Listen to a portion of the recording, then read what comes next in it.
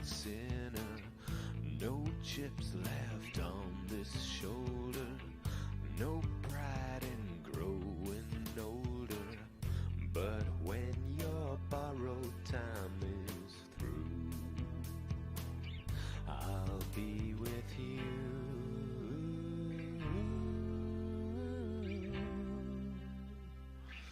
Redemption Blues.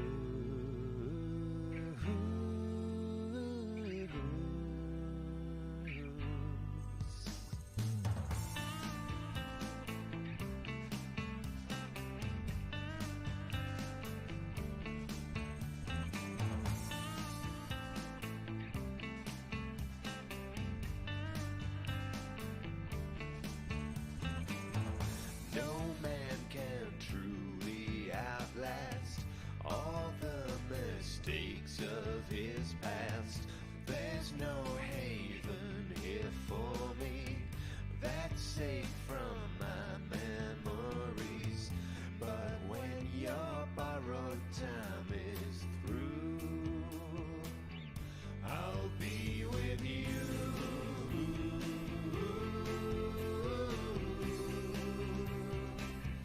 Redemption Blues.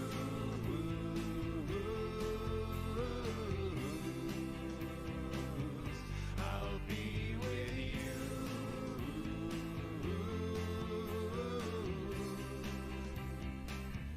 Redemption Blues.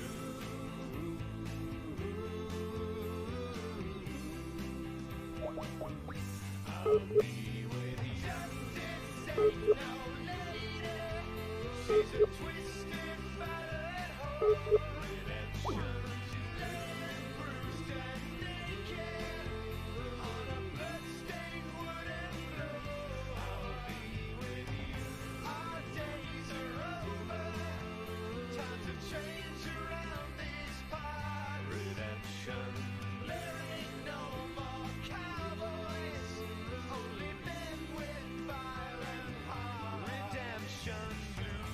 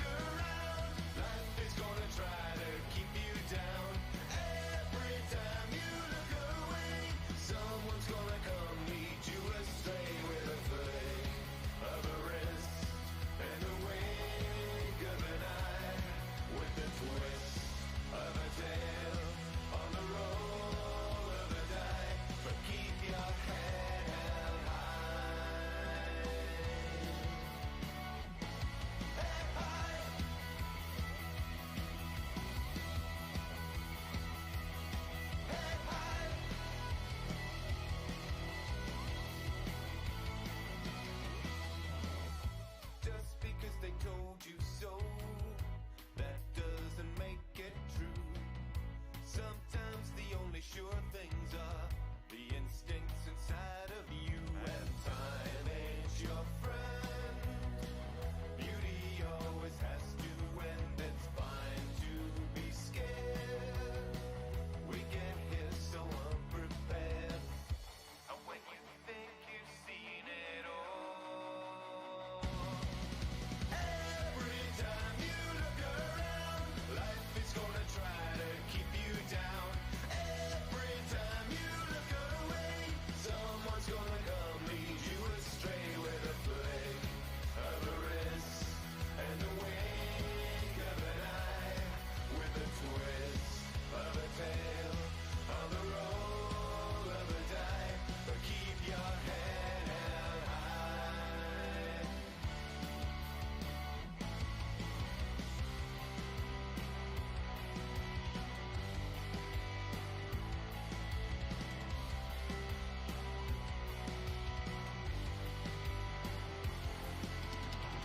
I know it's hard to crack a smile sometimes.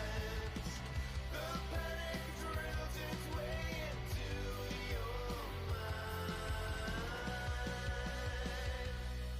But don't lay down. Don't lay down. Every time you look around, life is gonna try to keep you down. Every time you look away, someone's gonna come lead you astray with a flick of a wrist and the wink of an eye, with a twist of a tail on the roll of a die. But keep your head held high. Keep your head held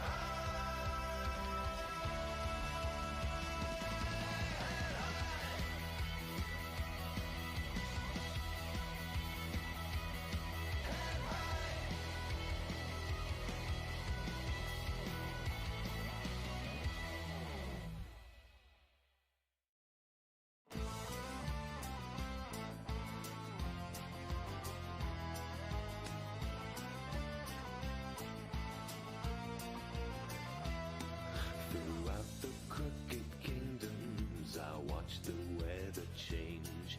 The clouds collide on either side as nations rearrange. A silver mane adorns me, my steel is fluid and fast. They shun my ways, avoid my gaze, a fugitive outcast. There is no pain I can feel. True retribution I deal through silver and steel. Silver and steel.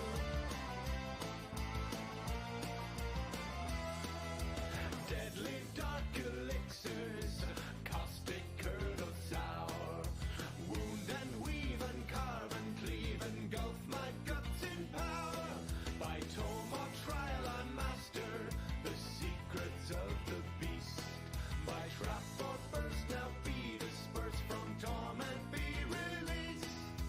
There is no pain I can feel. True retribution I deal through silver and steel. Silver and steel.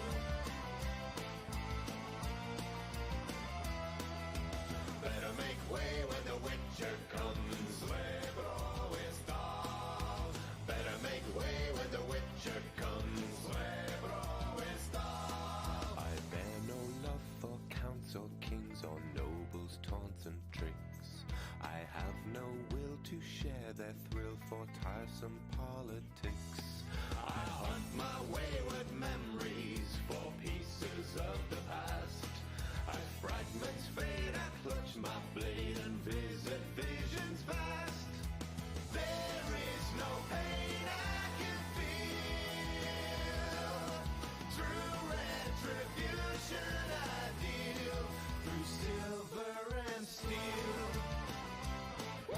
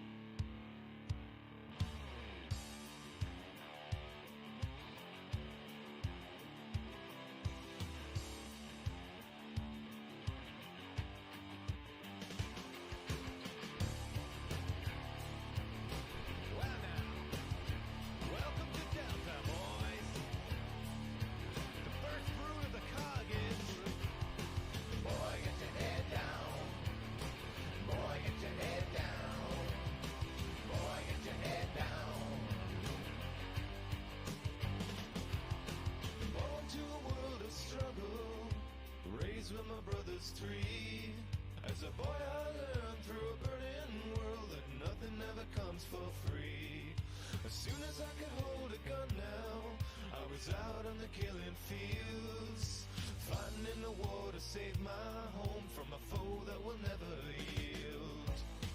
But we won't stop because we're brothers in blood now.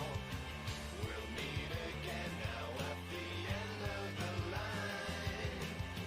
Try not to think about what fate throws before me. Reporting for duty, sir. What's your name, son? Robert Clay Carmine. You're a killer, son. Robert Clay Carmine. You're a killer now, son. Boy, get your head down. Boy, get your head down. Boy, get your head down. You're a killer, son.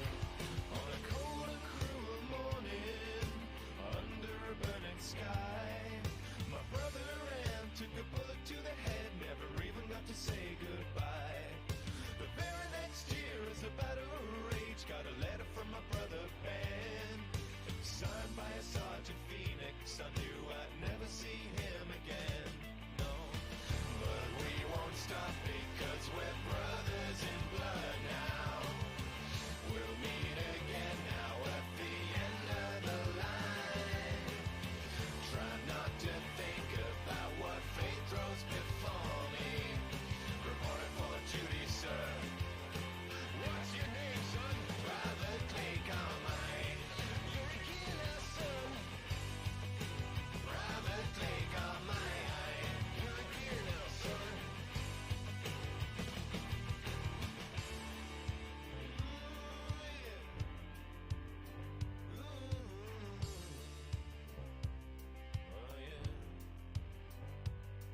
Now the cities are laid to ruin, and we fight on through the years. No end in sight, no light of hope, man, don't it just grind your gears? But we won't stop because we're brothers in blood now. We'll meet again now at the end of the line. Try not to think about what fate throws before me. Reporting for duty, sir. What's your name, son? Robert Clay Carmine.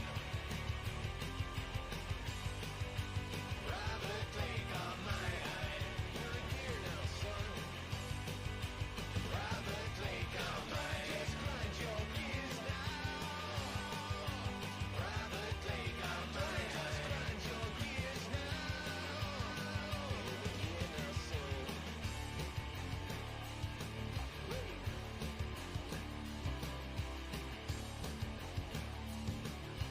Back in your hole. Boy, get your head down. Boy, get your head down. Boy, get your head down. You will get now, son. Boy, get your head down. Get your head down. Boy, get your head down. Boy, get your head down. You're a kid now, son.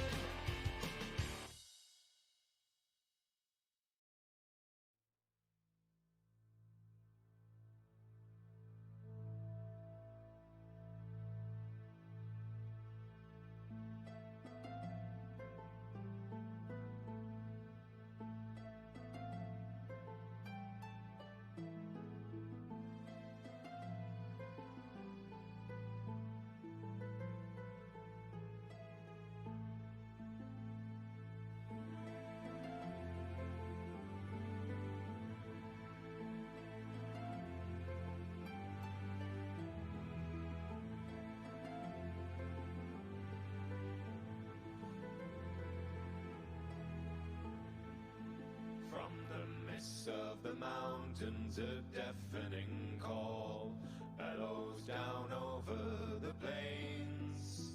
On a host of battle-worn ears it does fall, pushing out through the thunder and rain. These men of the north, they have suffered too long. The anger, it swells in their veins. Of the spirited roars of lost warriors, songs, distant echoes are all that remain. And my voice is my violence, the skies frozen tears, and no more will be silent with this avant-garde song in our ears. And we stand tall, sons of the snow, we will not fall under these blows, for our hearts they are hardy, our spirits are strong, and our voices are lifted into this avant-garde song.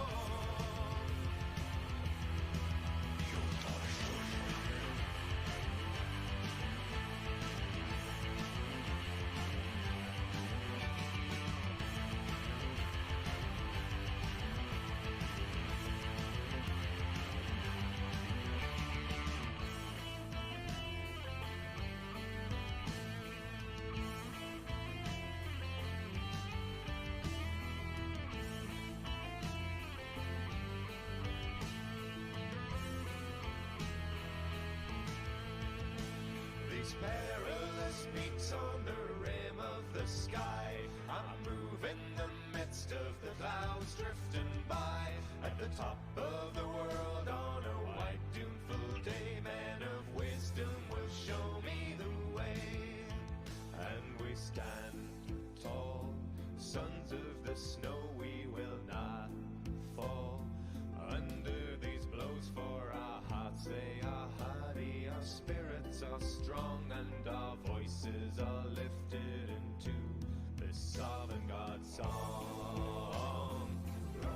This avant-garde song.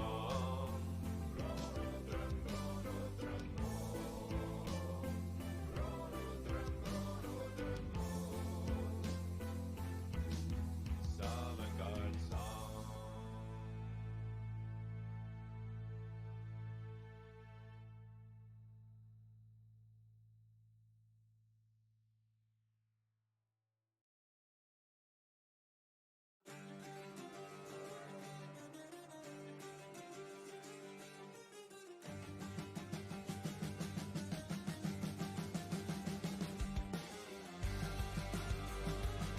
Good morning.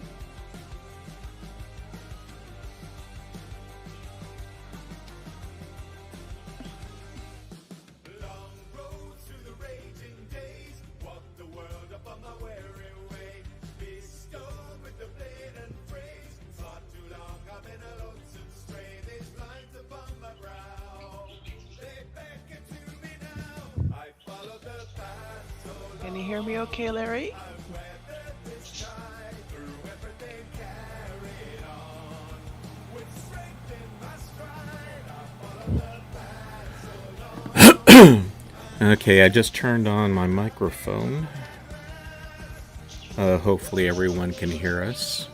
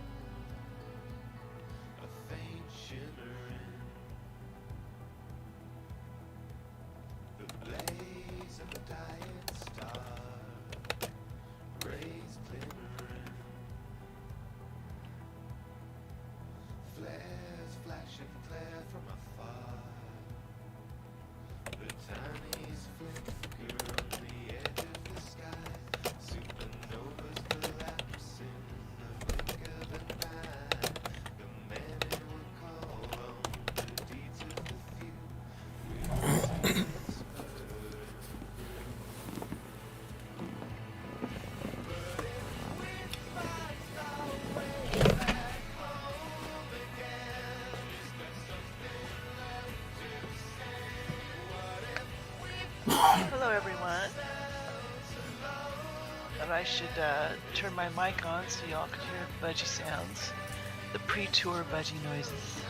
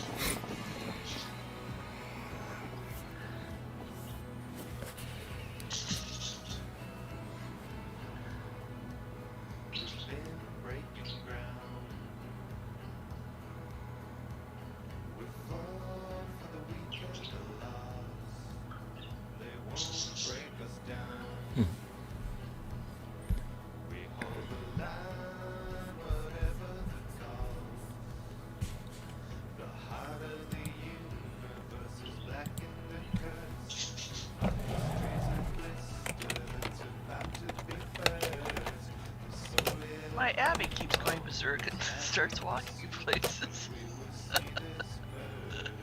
She's out of control.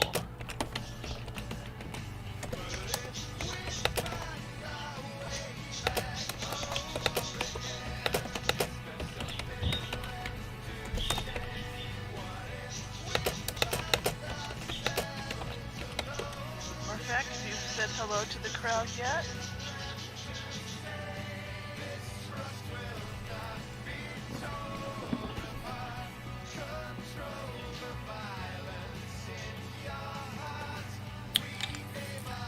Podhopper every month is Larry's Crash Tour.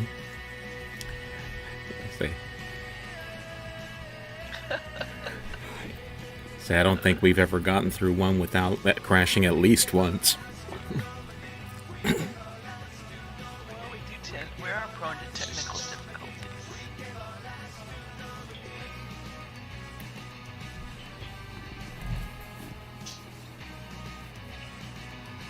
Looks like Murphac's mic is turned off. But he needs to focus on his bot. Yep. Speaking of which, to remind everyone,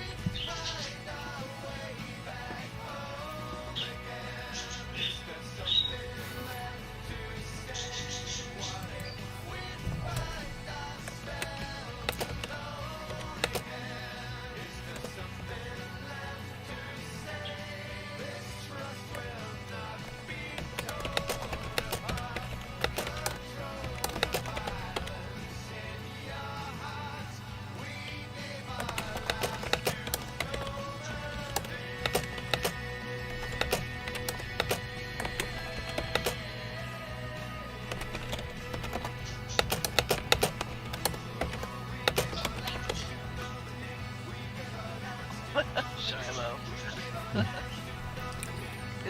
The bot is like a Where's Waldo situation. We never know where he is.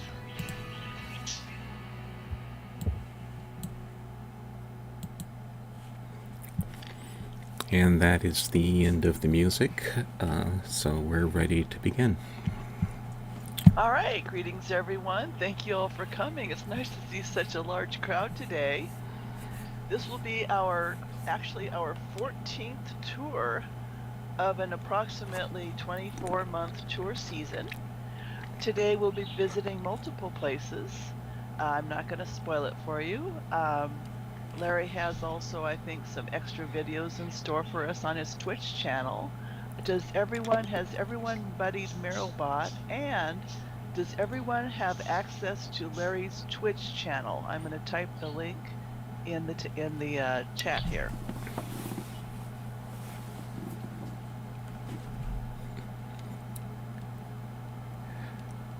I type it in the chat for Twitch, but I think they already know where it is.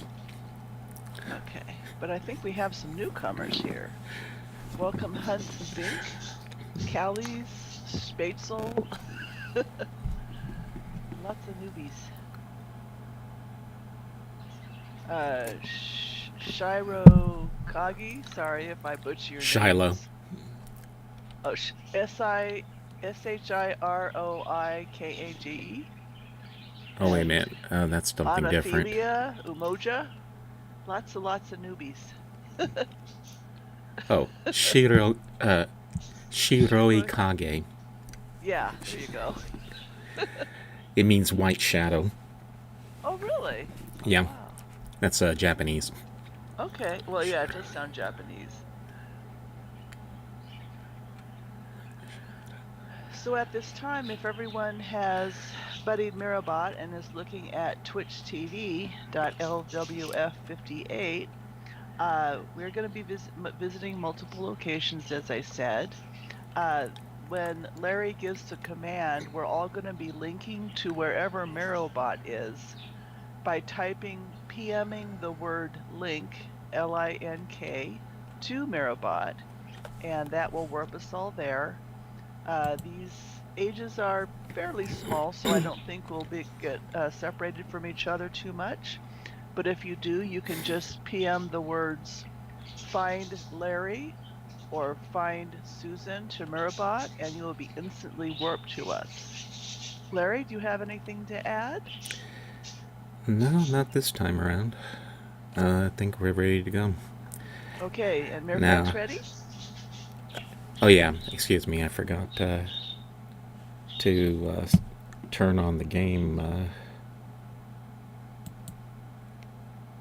There we go. Is Mirabot in position, Larry? Where you want him? I haven't the faintest idea, so we're about to find out. Okay, well, let me look at my buddies list real quick.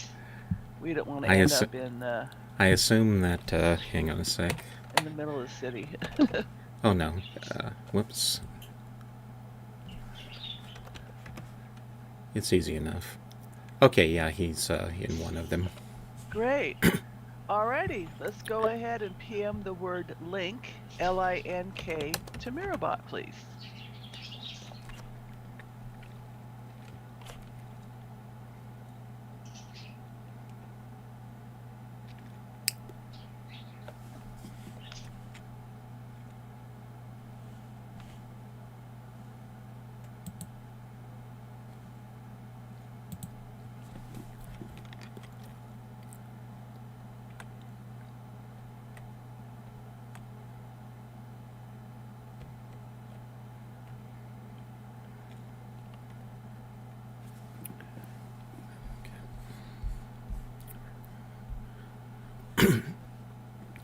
A quick word of explanation before we begin. Uh, the wallpaper that I was using for the stream this time was a scene from an age that was sort of in the works but never actually got produced. They only had pre-production art for it. It's called Datamne, and it was a frozen age which had something that vehicles that were basically looked like jet-powered sleds and things like that, as well as a city. The name Datamne is thought to be a shortened form of Dako Tamne, which means ball, water, fire. And we suspect, and I think it's been provisionally confirmed, that that was going to be the age where the Denis produced fire marbles.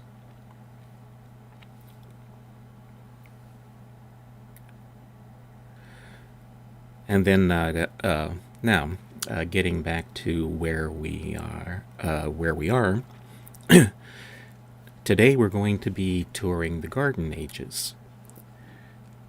The Garden Ages, for the most part, begin with the word Eder.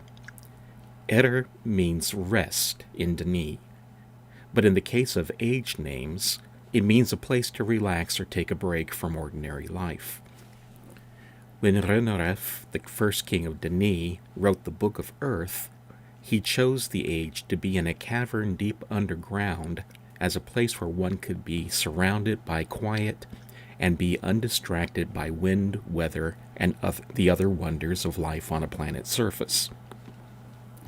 He believed that living in a dim, barren cavern would make him and his followers appreciate the ages they wrote and visited all the more. However, it was soon recognized that a life without beauty and always in darkness might suit fungus, but it was harmful for the human soul in the long term.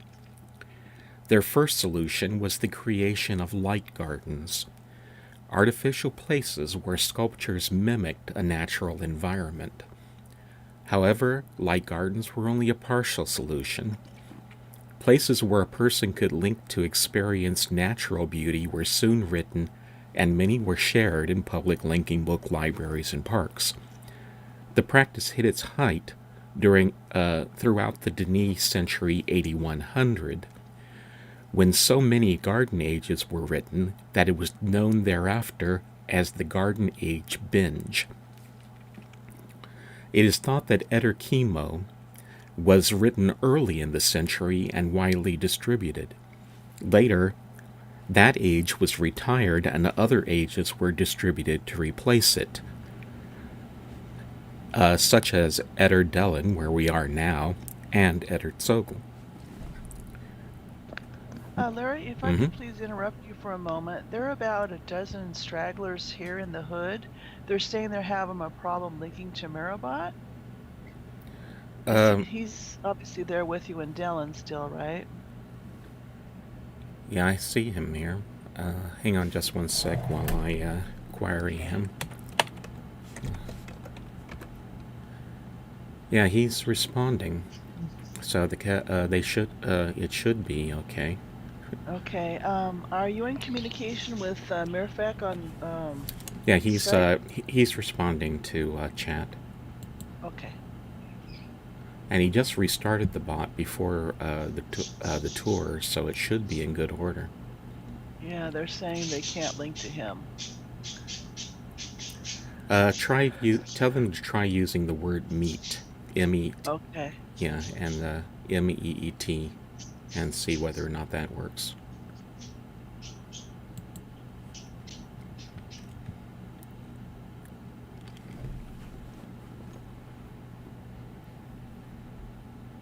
Because there are even veterans here. Okay, one of them, someone just linked out. Thokanem linked out. Okay.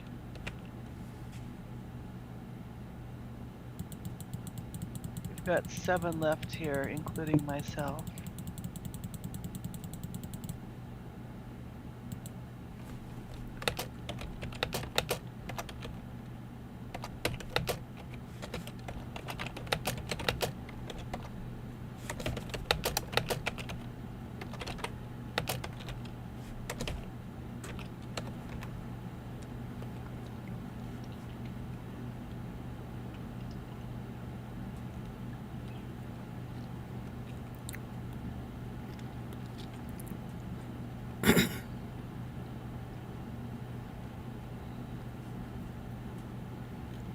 Okay, there's one more, 2 more.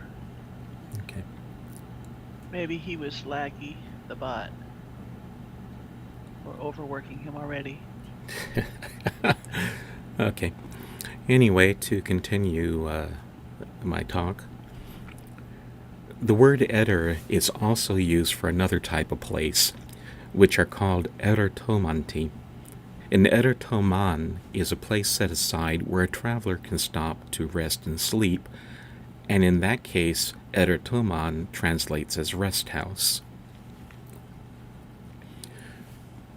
When Yisha decided to build quests for the explorers that she would call to Denis, she incorporated 4 of the Garden Ages into them. 2, Eder Chemo and Eder Gura, were made part of a quest known as the Path of the Hand for its symbol, a spiral handprint pattern. The other 2 gardens, Eder Dellen and Eder Zogel, were used by Yisha for another quest whose purpose is not understood. She chose to make it different from many of the others she created previously. The quest seems to be a lesson in cooperation in which 8 people would have to work together. The gardens are each 1/2 of the quest. Why she wanted to make a puzzle like that and what it was intended to teach is unknown. In the Path of the Hand, Yisha chose passages from the writing of Urpa to set the tone she wanted to convey. For Eder Gura and Eder Chemo, she chose entry 1071, item 54. And hold on, and I'll bring up a file on that. You're getting requests on Twitch to zoom out your view. You're looking. Your view is looking at the statue right now. Actually, I'm not sure why that's happening. Oh, I see. I think I know what's going on there. What's happening is not that I'm zoomed in. It's that the game window is a lot bigger than the display. So let me see if I can fix that.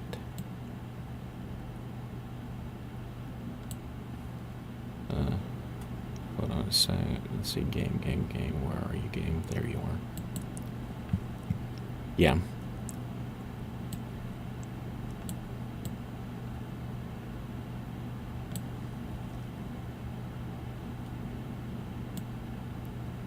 There you all are. Okay. Much better, thank you. Oh, I know. That's how I'm doing this. So if I go to here and then to here and garden. There we go. Okay.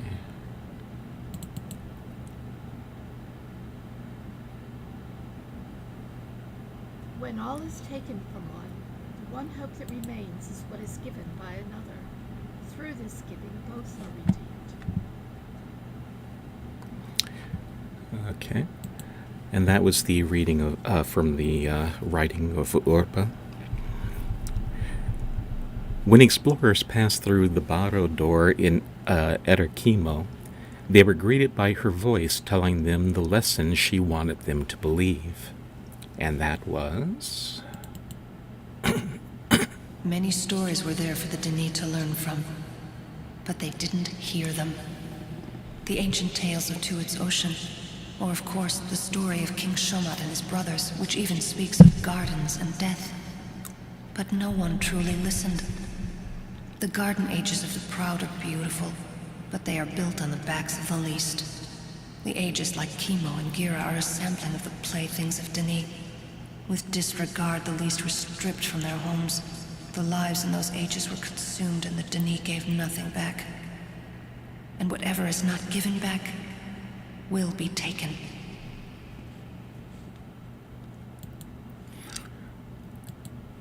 So we'll be discussing later how much of what Yisha just said in that speech was true and how much was her spinning things to make you believe what she wanted. But first, let's go ahead and discuss where we are. Ederdelin and Edertsogul were both written during the Garden Age binge of the 8100s, which covered the years 444 BC to 544 BC on the surface. Throughout Denis history, it wasn't uncommon for the nobles or the government to attempt to gain favor from the upper and middle-class populace by commissioning rest ages for them. Copies of the resulting linking books would be donated to residential common libraries all across the caverns or placed in central linking book libraries.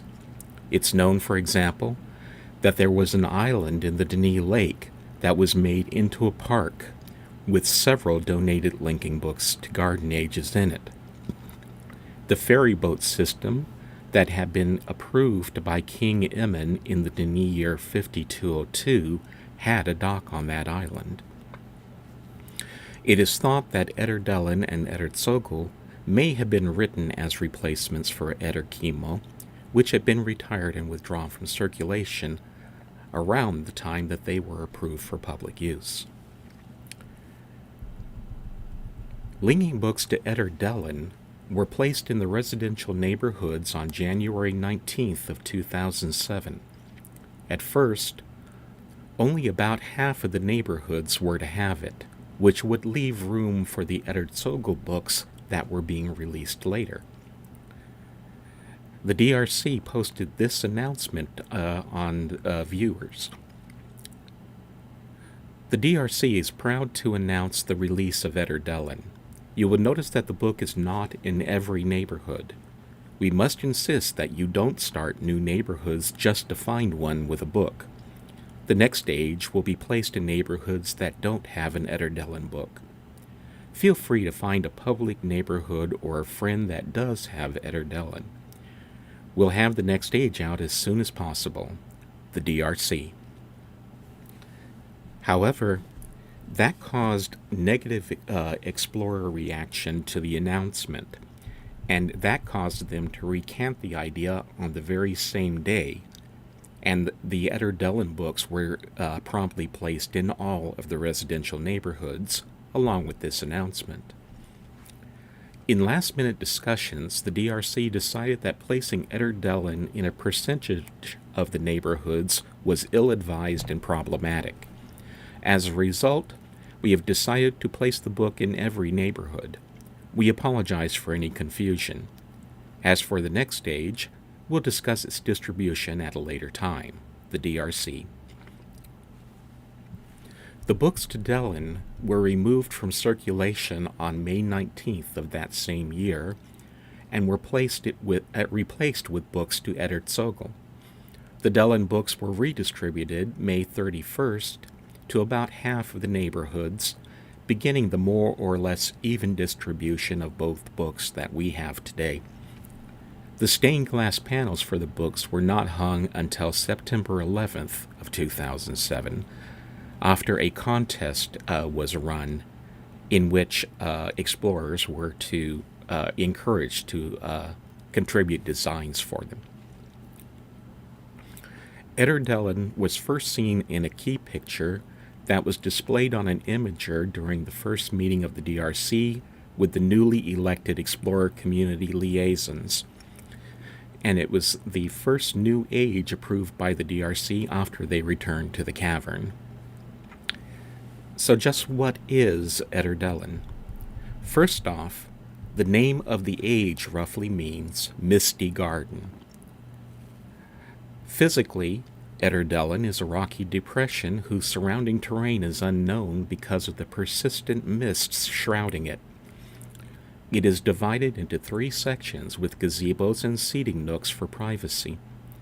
The upper garden has a gazebo, a floating sculpture that is similar but not identical to the one in Eder-Kimo, and a seating nook. The sculpture is made of stone imported from the age of Rebek, and it floats naturally. Other examples of Rebek stone sculptures are the similar one in Eder-Kimo, several decorations in the Great Zero Monument, and the seed sculptures that you find in neighborhood meditation chambers. The mid-garden, of course, has a single gazebo. The lower garden has a fountain with benches.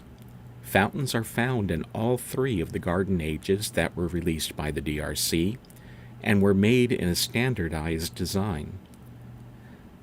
Dellen is home to a wide variety of plants and birds, although the air is constantly shrouded by a pinkish-orange fog that restricts view beyond a few yards, so seeing of any of the animals is nearly impossible.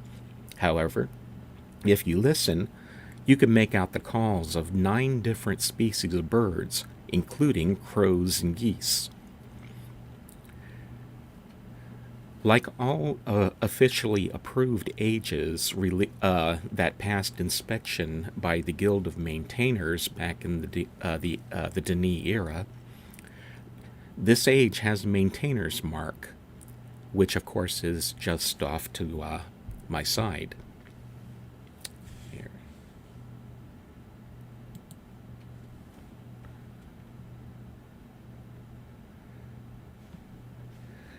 This particular maintainer's mark is still operating but is beginning to malfunction. If it were operating normally, the light would be steady. But this one is flashing on and off, showing that it's beginning to fail.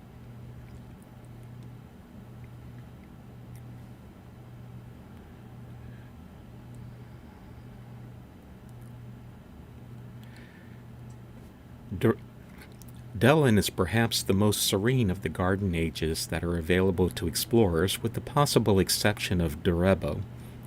It has 2 main seasons, summer and winter, and in winter the age is covered with snow, as you can see around you. It seems to go straight from one season to the other, with no discernible spring or fall. It was on February 20th of 2007 that Eder-Dellen first experienced a winter storm after being released by the DRC. The snow lasted from April 5th of the same year, until April 5th of the same year, The storm had been predicted by the DRC several days earlier, but it was followed by a protracted winter season beginning on September 10th of 2007, and that lasted for over 6 months, ending on March 6, 2008. The winter season, unlike the first storm, had not been predicted. I have not found any concrete information about the cycle of seasons in Ederdelin or the length of its year, but I will speak out of character for a moment.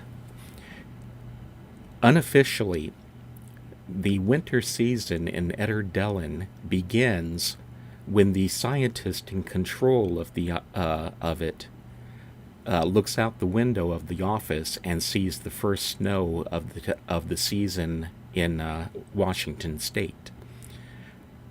It ends when he remembers that it's finally time to turn it off.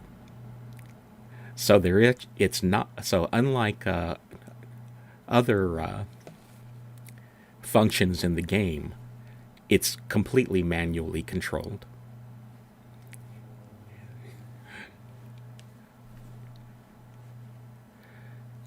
Those who have been around for a while will remember that a year or two ago, we had a winter season that lasted for a very, very, very long time, and that was because the scientist in charge of turning off the winter here completely forgot about it.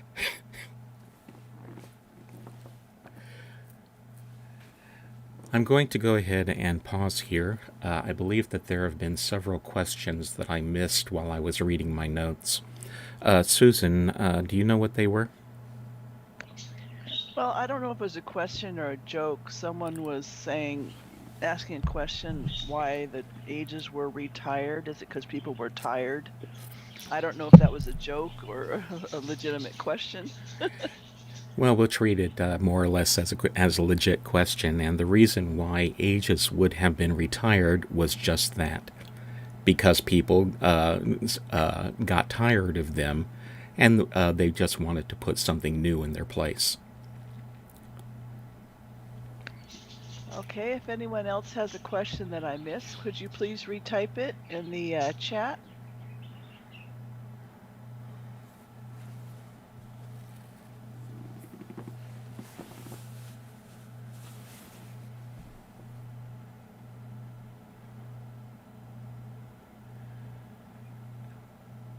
It looks like that was the only question. No, I've got a private question here asking, how does the statue float?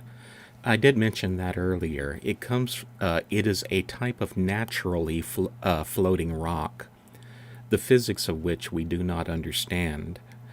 It comes from an age called Rebek, where these type of rocks are to be found all over the place. The Denis imported a number of those rocks in order to be sculpted into these floating sculptures that you'll find here and there.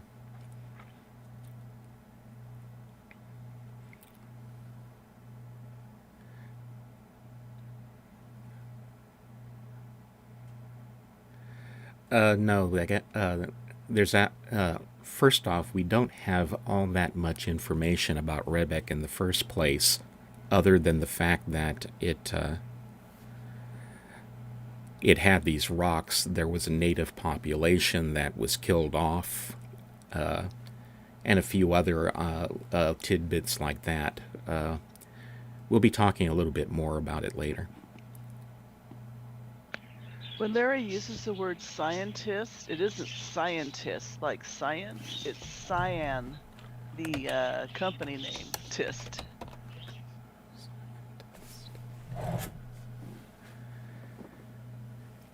Yeah, scientist is the nickname for the people who work at Cyan Worlds.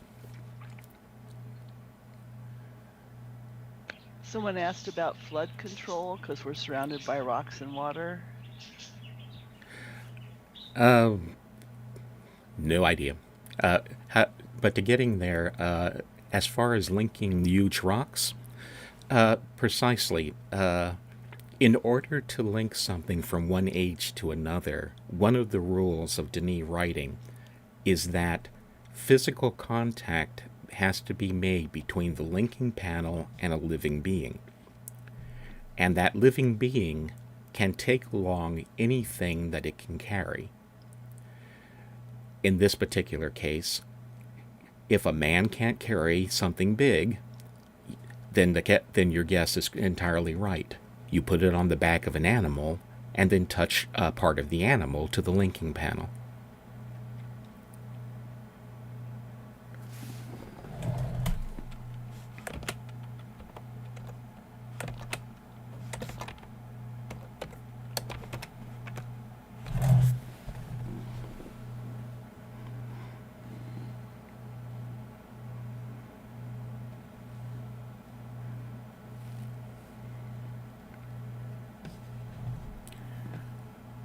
Well, he might be Tiki Bear. He might be right behind you.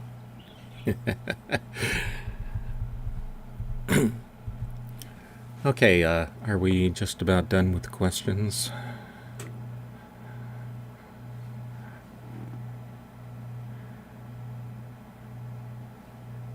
I think someone asked why Eater Chemo was retired. Well, we had mentioned that earlier, that people just would have gotten it would have gotten less when it started getting less people visiting it. Then they would have switched it out to something new and fresh.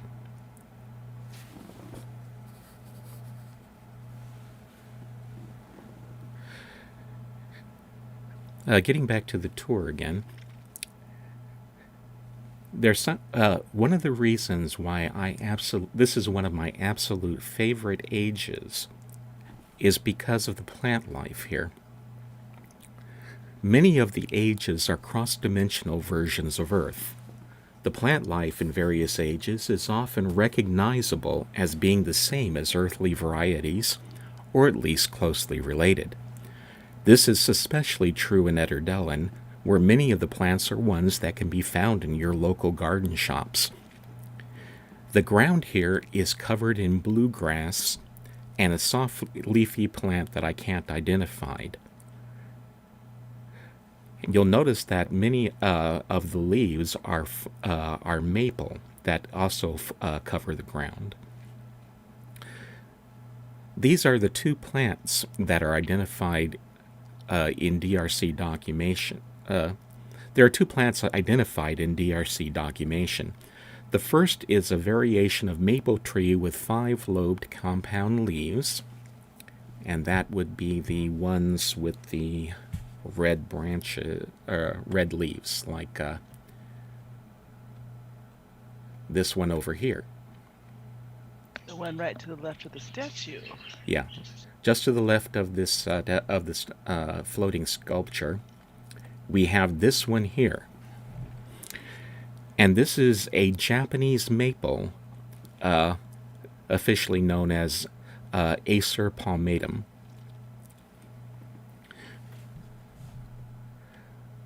Just in front of me, you'll see a fern, and that is a marsh fern, the Lepteris palustris.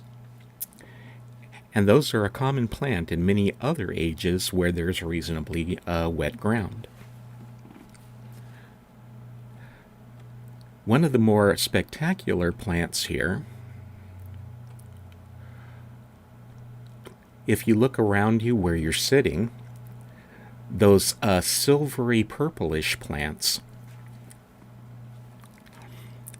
were identified by an explorer named Myst, who found this one, which seems to be common in both Ederdellan and Ederchemo.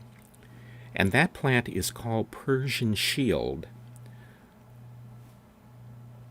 Strobilanthus diarrheanus.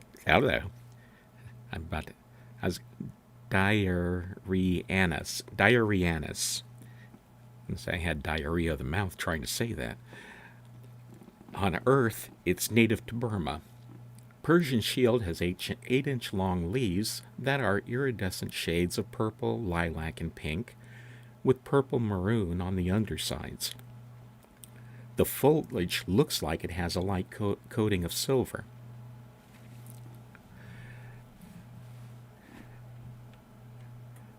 And that means that this age, as exotic as it may seem, is something that you actually could recreate if you were ambitious enough and have a good green thumb.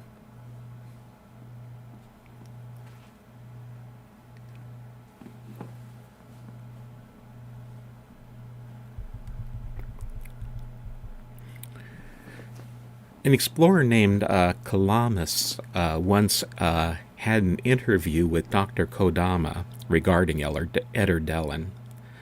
The question he asked was, "Is there anything you could tell us about the nature of Eder-Dellen other than it being another rest age? Any unique or interesting things about it or its history?"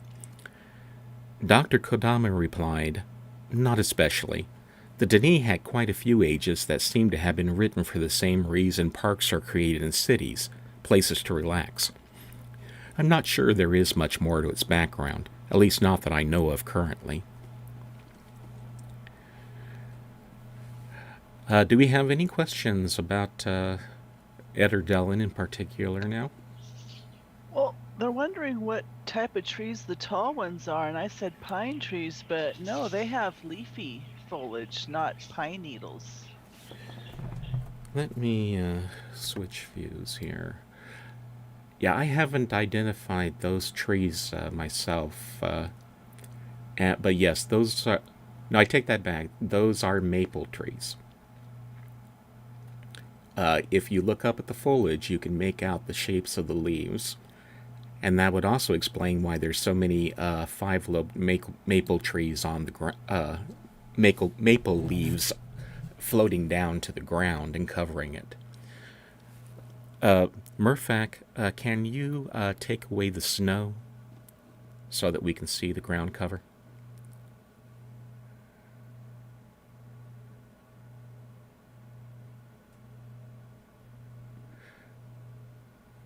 Thank you.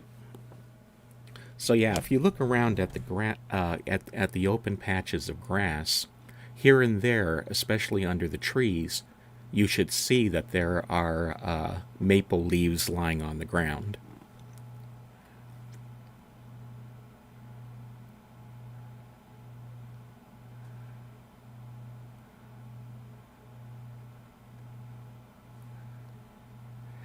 So while I can't be positive, my suspicion is that that those are a variety of maple tree even as tall as they are.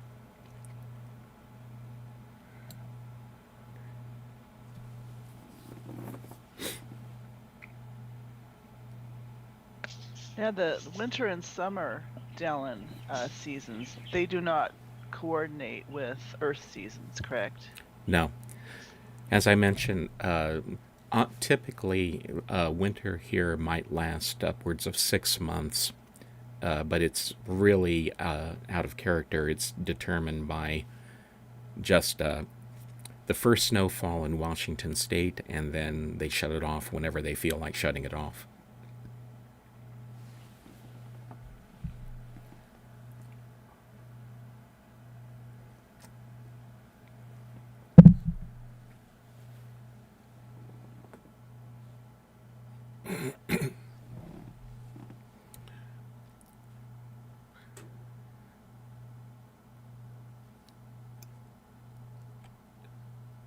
And at this, if there are no other questions, then Murphak just mentioned that as near as he can tell, these trees, the tall trees, are about stand about 160 feet, so they are quite tall.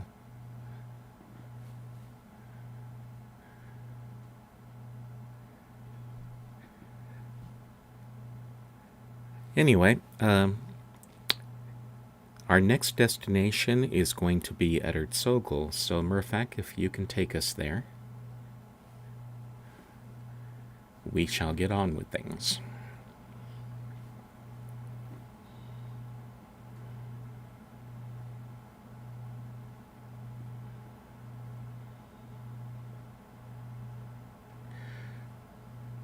Shiloh O'Brien. They're speaking out of character again. Unfortunately, they designed this particular model so that there is no outside. Therefore, there's no way to tell what the surrounding countryside might look like. So that's one of the reasons why they have it permanently mist shrouded, is so that you don't notice that this is all there is.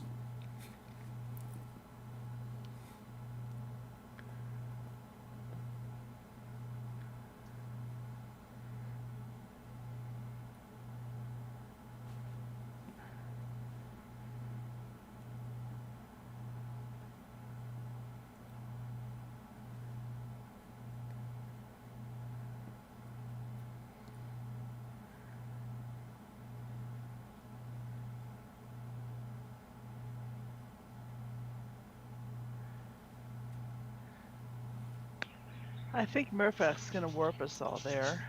He But if he'll tell us if he wants us to link to the bot. okay. Cassie, let's just wait and see if Murphac's gonna warp us there.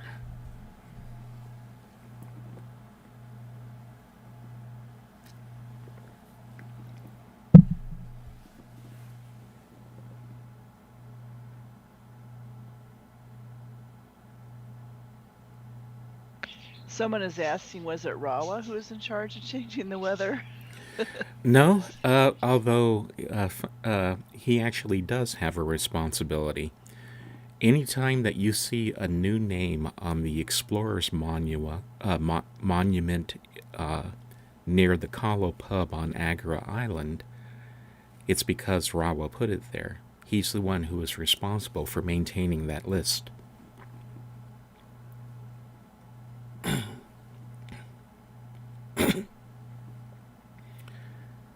Since I have contact with Rawa, I have been personally responsible for him putting 4 of those names on. I couldn't tell you which scientist is the one that's responsible for handling Etterdellan. I have no idea.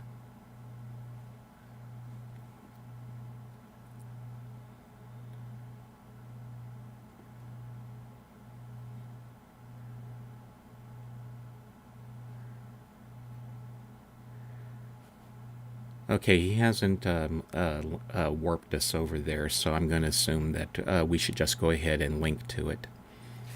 So everyone, please PM the bot the word link, so that, and we'll go to the age that way.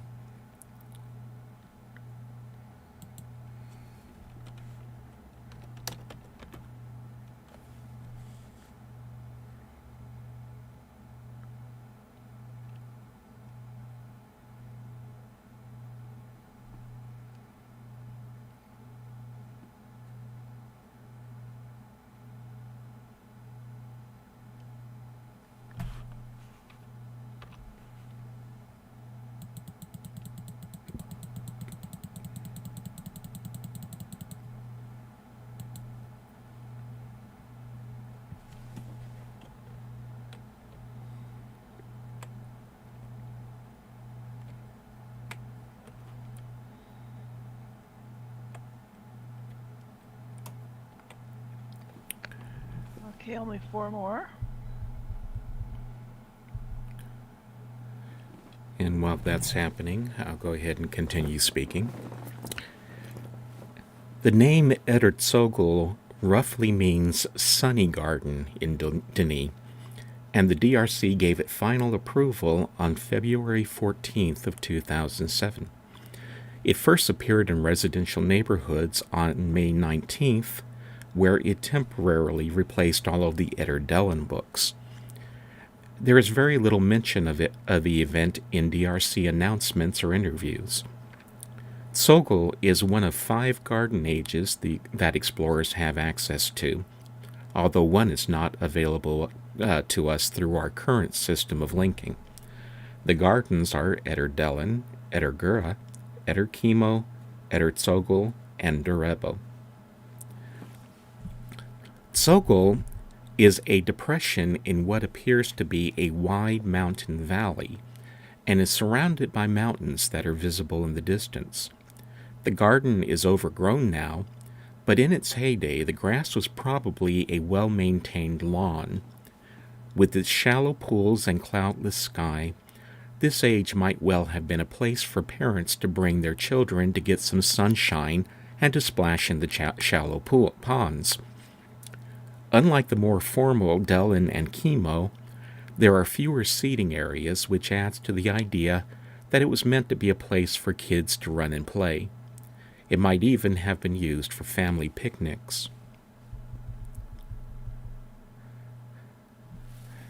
And give me just a moment here. Let's see, where's my cursor? There you are.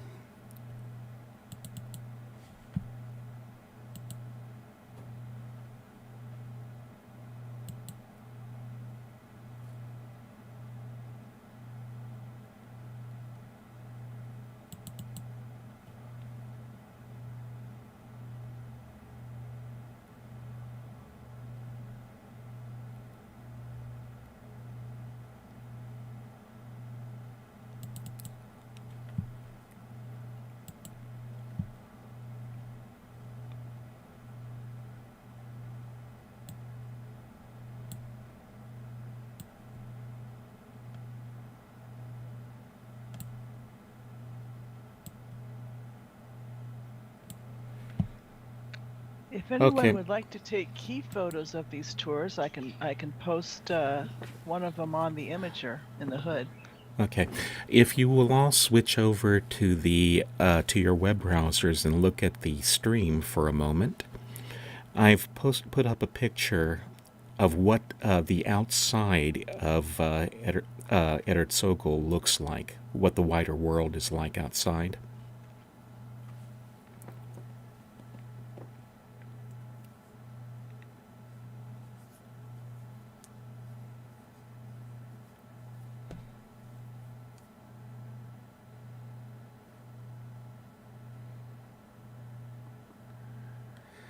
Jamie just asked me in the stream chat, where did I get that image? And the answer is I took it myself. That's a key photo that I got of the...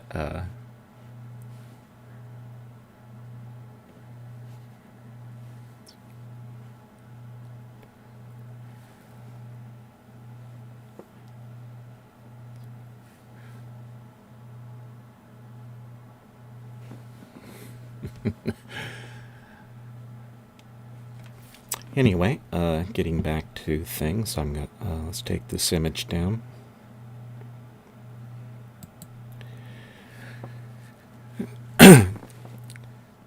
As with all Dini ages that were approved for public use, Tsogol also has a maintainer's mark.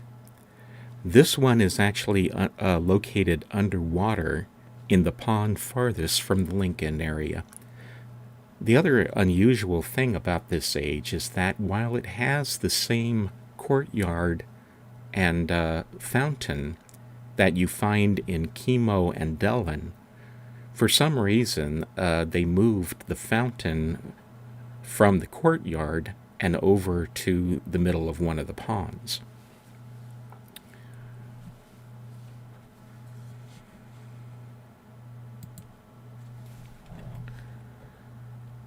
If we all go over this way,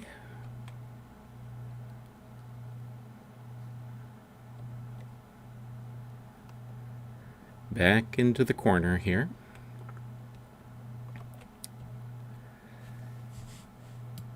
that's where the maintainer's mark is.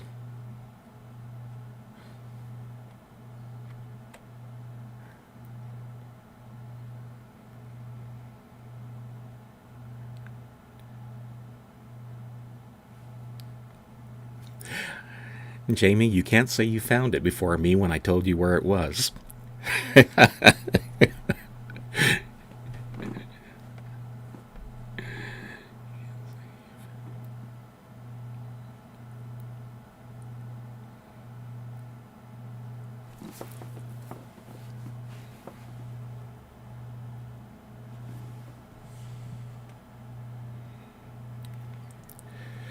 They always embedded...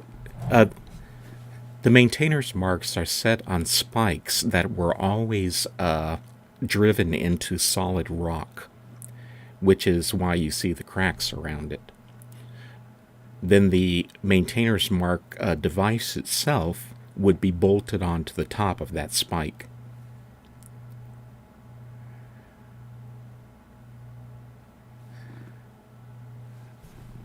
Our tourists are noting that the water seems to flow into this area, but they don't see how it's flowing out. I believe that this, since no one has ever seen it rain here, we can presume that rainfall is relatively uncommon, and the water that we're seeing in the depressions here may actually be from the water table. But any excess water that would get in here would eventually percolate down through the soil and rock. It also seems like this age does not have day-night cycles.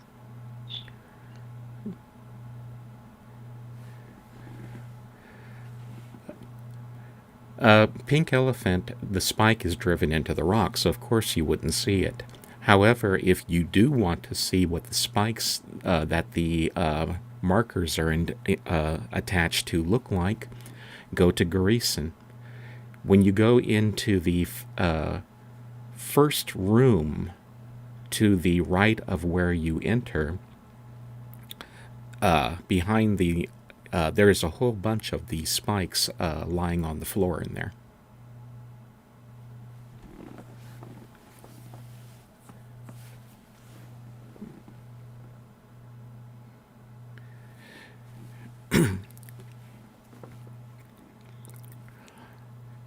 As far as animals go, there don't seem to be very many animals in the immediate area around the Age.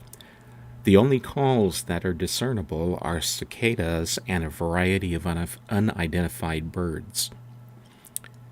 There are no trees in the garden itself, but the land outside the garden has many trees and shrubs. Inside the garden, it's mostly grass, dandelions, and cattails.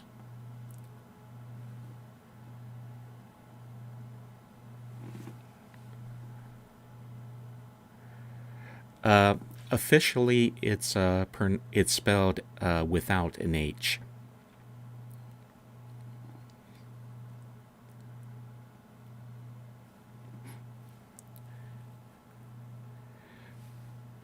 And that's pretty much all that I can say about this place. So do we have any questions?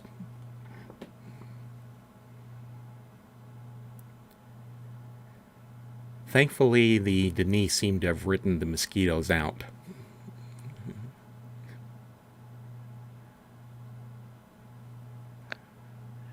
Someone is asking why there's machinery noise at the barrow door. Because the barrow door is a machine. It's it basically contains the puzzle mechanism as well as the mechanism to open it.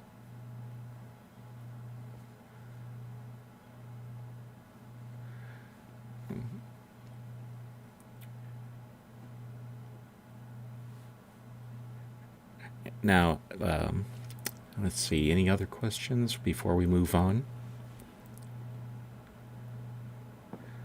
Our next stop is Eddergura, so if you can take us there, Murfak, please. Potru, the barrow doors were added by the barrow under the orders of Yisha. So they are a new feature. They did not exist when the DRC first arrived.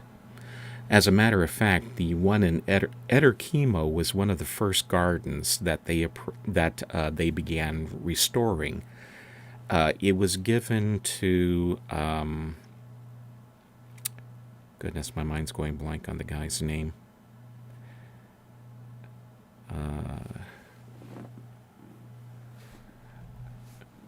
Hunsink is asking, do the doors open? And the answer to that question is that they open when you solve the puzzle here. No, not Peter.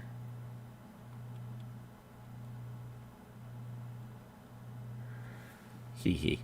Well, anyway, the DRC restoration engineer who was assigned to straighten up Eder Chemo, when he first started working there, the door was not there. It appeared while he was working there, and he figured out how to open it up, and was one of the first people who actually wound up using it. He disappeared for a very long time. I think it was something like over a year, if I remember correctly. Yeah, that's right, Phil Henderson. Thank you, Ethan. And it turned out that he was with the Barrow for at least part of that time. So those doors were not there before 2004. Murphac is asking us to PM link to the bot. Okay. So let's go ahead and do that, everyone, and go to our next destination. I've been trying to get to Age Players chat, but it keeps throwing me back to Buddies. Mm-hmm.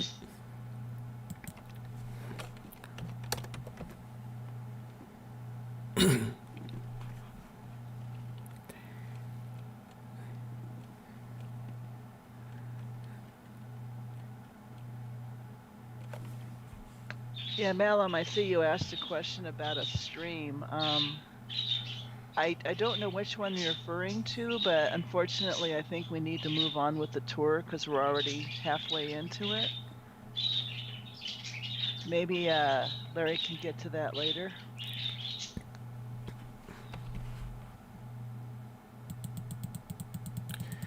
We've got quite a bit of ground to cover, so probably not. Because we haven't even hit the one that's going to take the most time.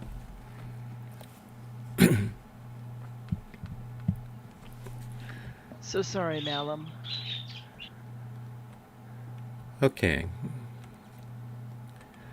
Now, this is Eder Gura. We are currently in a section called Gura 1, Upper Gura. Eder Gura was one of the Garden Ages written during the Garden Binge of Denis Century 8100. Copies of Eder Gura linking books were just intended to be posted in public linking libraries, but after they were first distributed, they were quickly withdrawn. Denis survey teams working in the age found things in it which made it off-limits for public use according to Denis law. Instead, the linking books were given to various scientific study groups. The result was that this age had few visitors other than maintainers and scientists. This is the DRC note about the age. Though the age was given to the Denis general population by the lords of the time, Gura was quickly discovered to house a number of animals, a native population, and archaeological records of varying kinds. The age was removed from general access and given to various study groups. The actual age of Eder Gura is much larger than the portion that will be released to the public initially. Outlying areas are diverse and surprisingly different from those already open. Much work is needed.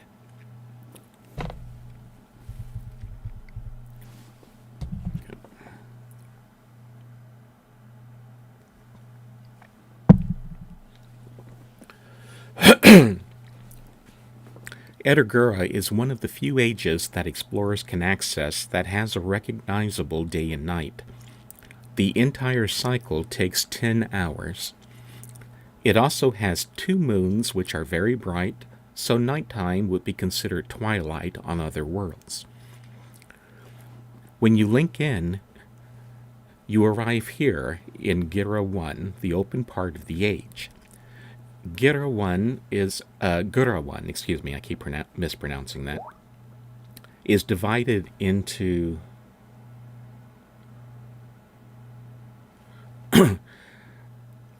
excuse me, I got distracted there. This area, as I mentioned, is called Upper Gura. Upper Gura is a volcano caldera surrounded by walls of weathered volcanic stone. The entire region is similar to Yellowstone in the USA in that it appears to be sitting over a gigantic volcano that has been remarkably stable and has not erupted in thousands or perhaps even millions of years. Despite that, the volcano is very much active and has the fumaroles and flowing magna to prove it. Why it's so stable yet so obviously active is a mystery. It has been so long since the last time the volcano erupted that erosion has carved the caldera's rim into twisted shapes. There are 6 main types of plants scattered around Gura. All are hardy and drought resistant, similar to cacti and desert grasses.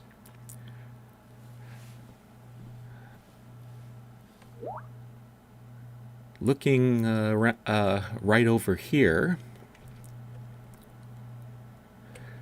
we have these large bulbous ones with an opening at the top. These have not been given names by explorer groups, and are it is unknown whether or not they had a Denis name.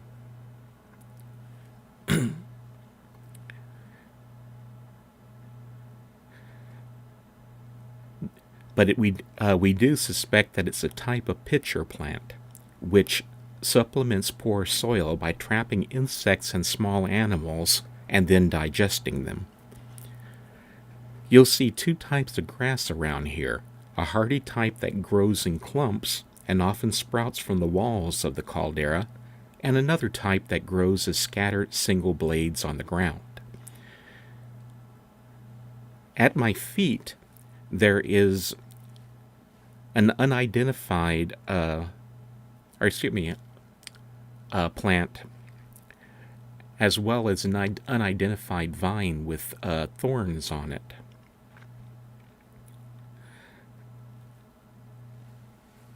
Both of them seem to appear to be drought-resistant plants as well.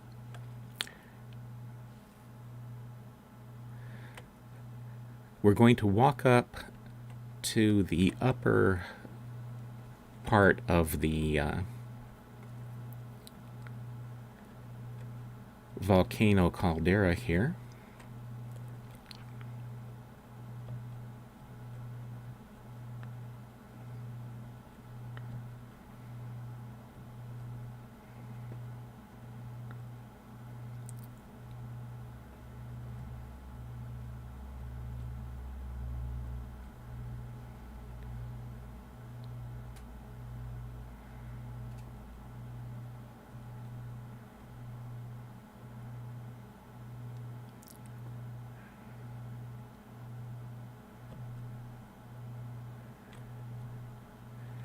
And up here we have yet another type of plant.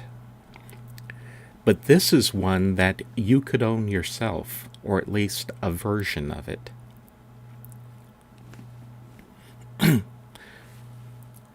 This plant, which has 6 leaves that have a waxy coating to reduce moisture loss, have been identified by the explorer Myst I mentioned before as having an analog on Earth, which is called the red-veined prayer plant, Maranta leuconura. This variety found in Gira has blue veins, but it's essentially the same plant.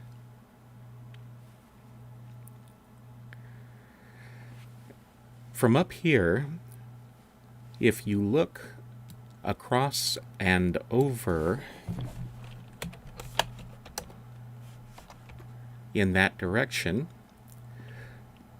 atop the caldera wall, you will see a machine. That's an artifact left behind by the native people of the age, and I myself believe that it's an electric generator. As near as I can tell, the machine sends water down in the outer set of pipes into the magma down in the crevice, where it's heated up and turned into steam, which comes back up to the machine through the inner set of pipes. That probably drives a turbine inside the machine in order to produce electricity. Then if you look at the top, you will see that there are antennas up there. If my theory is correct, and that is an electrical generator, then electricity would have been broadcast from those antennas, similar to the way that Nikola Tesla wanted to broadcast electricity here on Earth.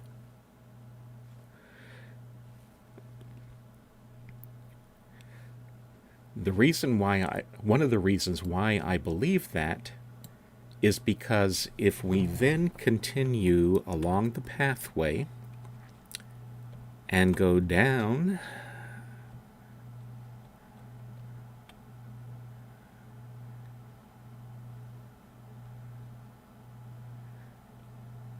maybe so, Potra.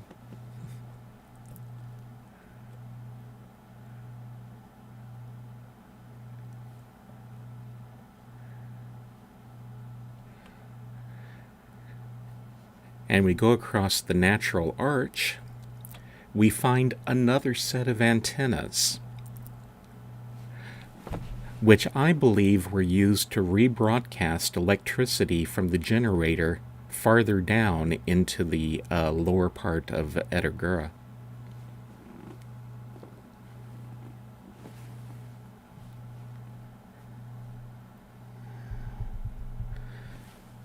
And with that in mind, let's go ahead and continue on down the path.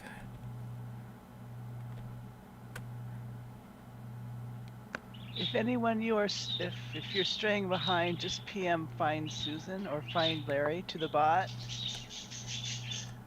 We're winding our way through the age. I forgot to ask Murphak to remove these.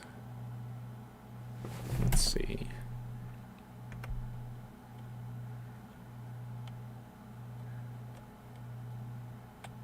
Because it makes it a lot easier if the rocks are removed.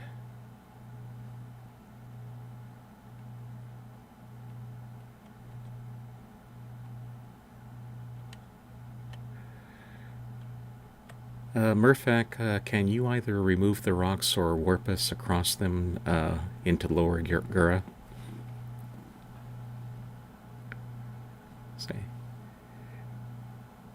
The steam catapult doesn't seem to be able to handle the load of having so many people.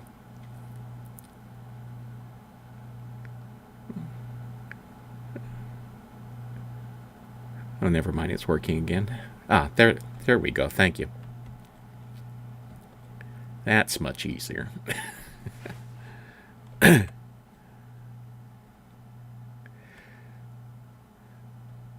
Now you'll notice that just inside the canyon entrance, or the pathway down to Lower Gura, we have more of these electrical antennas, or what I presume are electrical antennas. Although this one is shaped like a cage.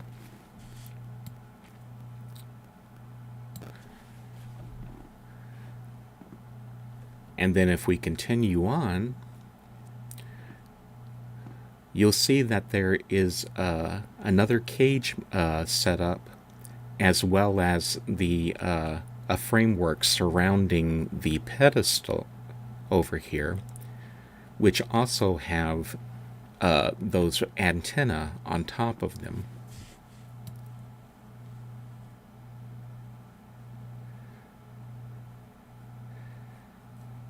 What this was all intended to accomplish, unfortunately, I can't tell you.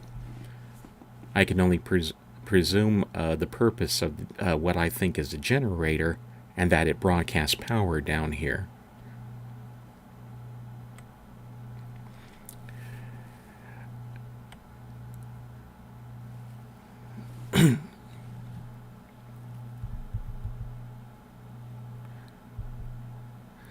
By the way, the linking book to Eder Chemo that's on the stand behind me was placed here by Yisha as part of the quest, not by the Denis or the DRC.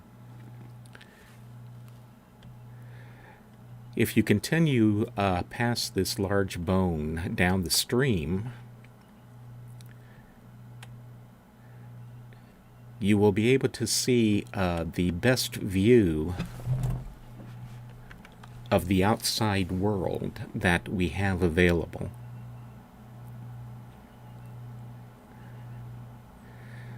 That area out there is known as Gura 2, and it was actually planned to be opened by the DRC at one point.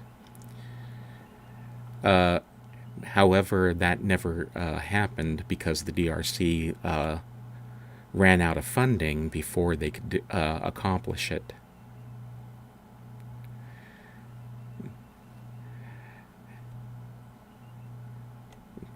I've always thought that Gura 2 looks a bit like Serenia, but it's not Serenia. If you'll give me just a moment here, I will bring up, let's see.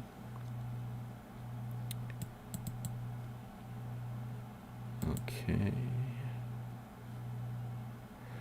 Switch over to the stream window for a moment.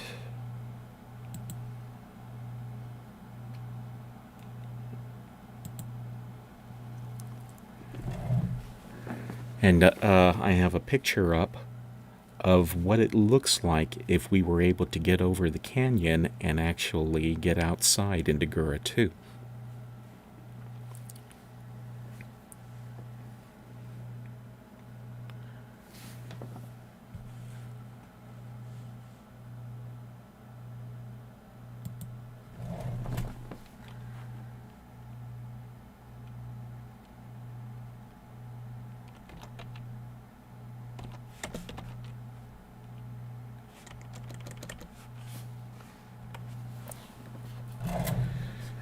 I'll talk about that in a moment, Pink Elephant.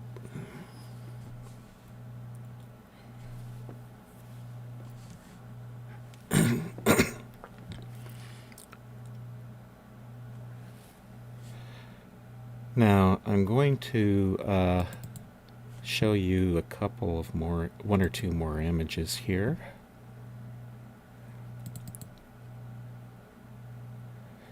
If we were to continue down the path,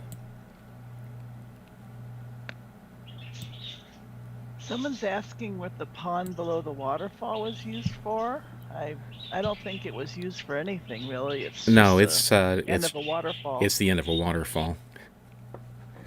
But don't worry, we'll be addressing that eventually anyway. Those of you who have played Myst 5 might recognize the way these trees look. And that's because in Myst 5, oh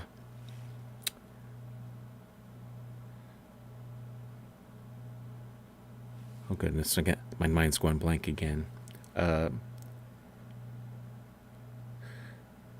anyway, the Ice Age in Myst 5 was actually made using some of the models that they had made for Gura 2.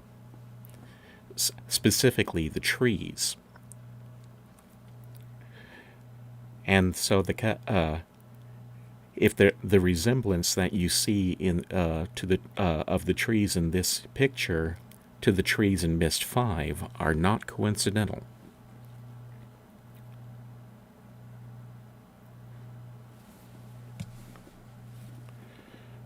And let's see, I think I have another picture that I can show you. By the way, they mentioned that there were animals out here.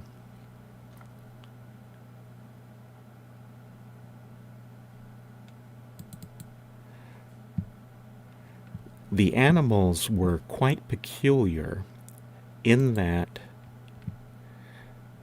they were, here, let me resize this picture so you can see the entire thing. They apparently had a very strange life cycle in which they would spend a certain amount of their life as animals, but then when they got old enough, they would take root and turn into trees. And here's an example of one of the animals which has taken root.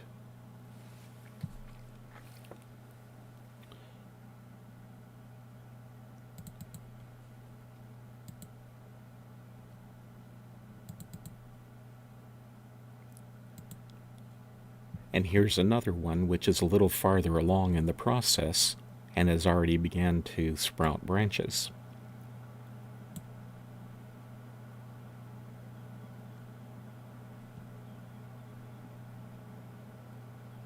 And while we're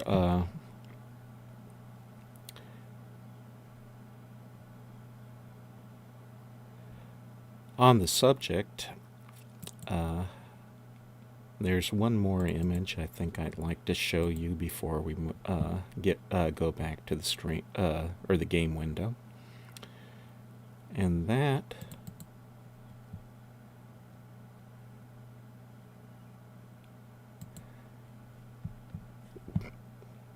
is the bones of an animal that was supposed to have been found here at one point, but which never quite made it into the finished game. These are the bones of an animal called a choru. Where it was supposed to have been located, I couldn't tell you.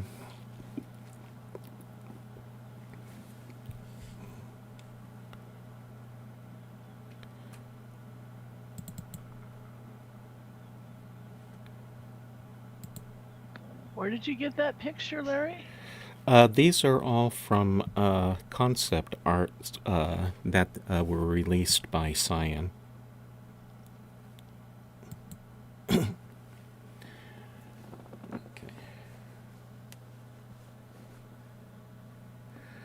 Okay. By the way, since we're standing in the water, the fish traps that you find here in Lower Gura weren't there for catching fish per se, or at least not for dinner. They were used by Denise scientists who were studying the Gura ray. That's the animals that are swimming around our feet. Gura rays appear drab during the daytime, but at nighttime, such as now, you can see why they were so interesting to the Denis. They glow with bioluminescent color. And when we climb up to the second level of the, or up through the caves to the waterfall, you'll be able to get a really good look of them swimming down in the pond below us.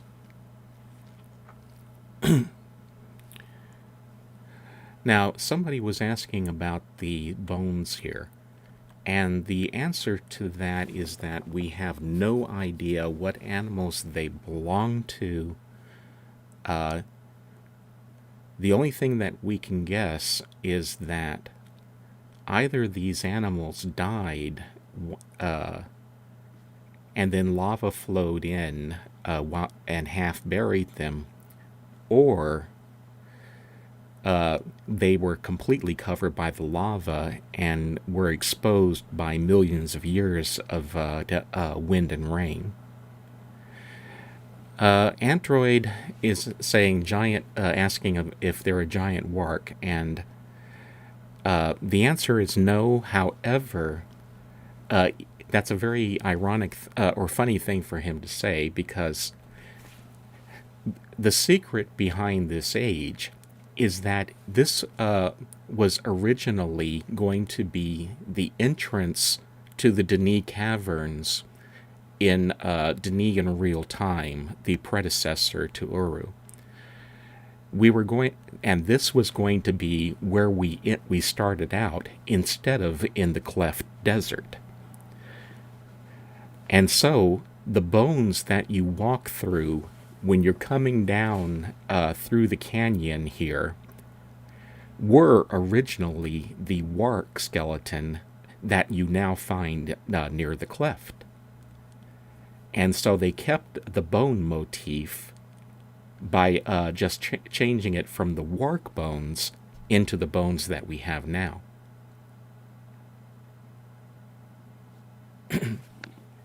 Do we happen to know if the rays are related to the ones in that age in Myst 4? The nature age in Myst 4 with the giant bird? I'm not familiar with those ones, so I couldn't tell you, but it's unlikely. However, there is two animals here that are related to ones in other ages.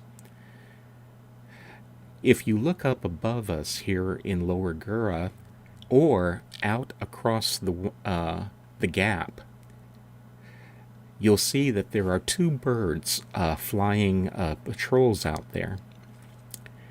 And those are exactly the same birds that are found flying around near the Wark skeleton in the cleft. Those birds are zone-tailed hawks.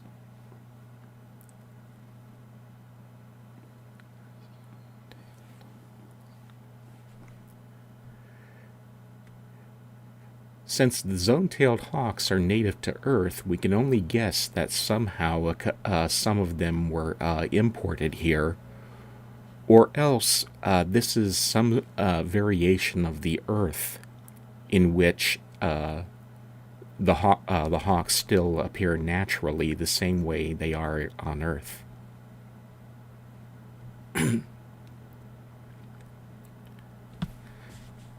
There's one across the water, and there's one directly overhead. Let's see if I can see him in my view here.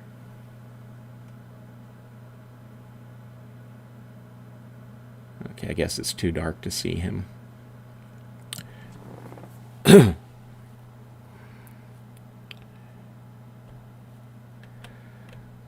any case, let's go ahead and walk over to the cave.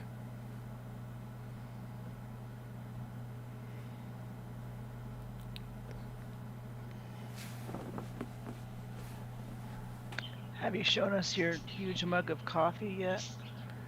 I've been drinking sips out of that all along, so if you didn't see it, it wasn't because you didn't have a chance.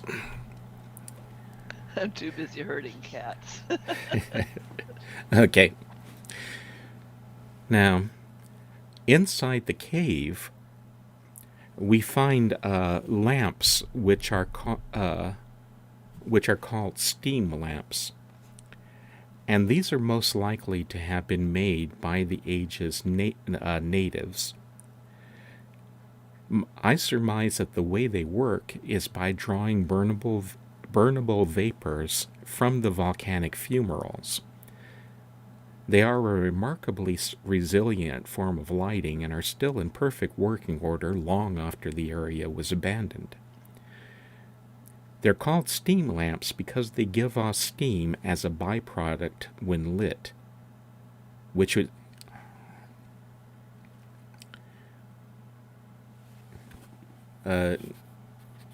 Jamie is asking what happened to the natives in private chat there. He should switch over to Age chat because otherwise nobody else can see it. I'll take questions in a few minutes, but the natives, as far as I know, are still here. It was to protect them that the Denis restricted access. Now let's go ahead and walk up the pathway here inside the cave, past the other steam lamp, and then to the right over behind the waterfall.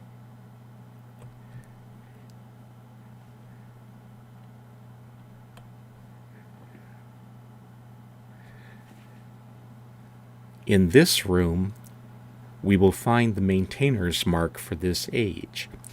This one is broken. You can tell because it isn't lit. I've mentioned this in other tours, but for those who are new to them, the maintainer's marks served several purposes. The first one was that they showed that an age had been approved by the Denis Guild of Maintainers as being safe for public use. But they also served as the 0 point for the Denis navigation system, just like the Great Zero does in the cavern.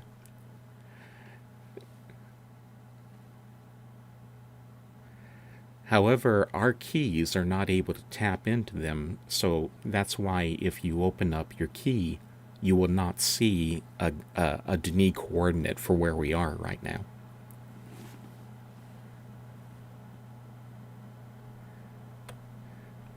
Then if we walk outside and look over the edge of the waterfall, you'll get that view of the Gura Ray swimming down below us that I mentioned before.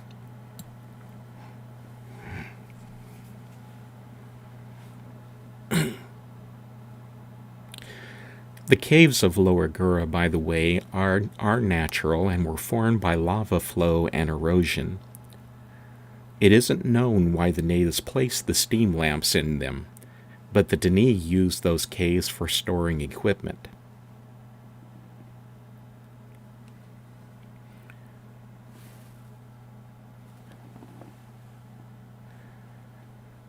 Pink Elephant, if you're having problems with the Twitch stream, if you go to it and click on the gear symbol down in the lower right of the video window,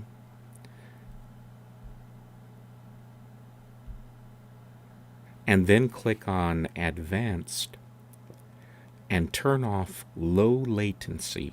That should help with your with the stream.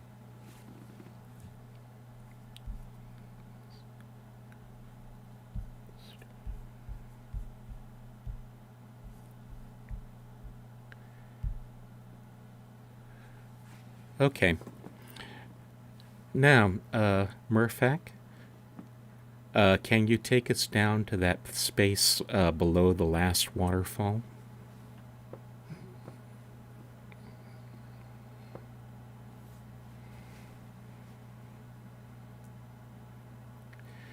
As a little treat for people when we do these tours, we like to take you down to the bottom of that waterfall that the age ends at. And so that ought to answer your question as to what's down here and if it was used for anything.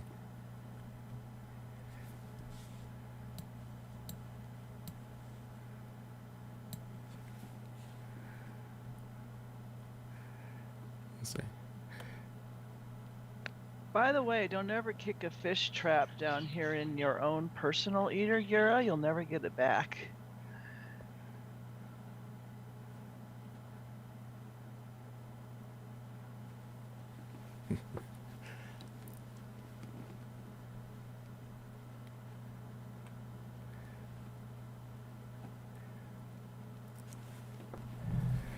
From down here, we can see that that one photo I showed you of the outside of Eddergura 2 is used as wallpaper and is surrounding the repeated over and over, surrounding the age in a big circle.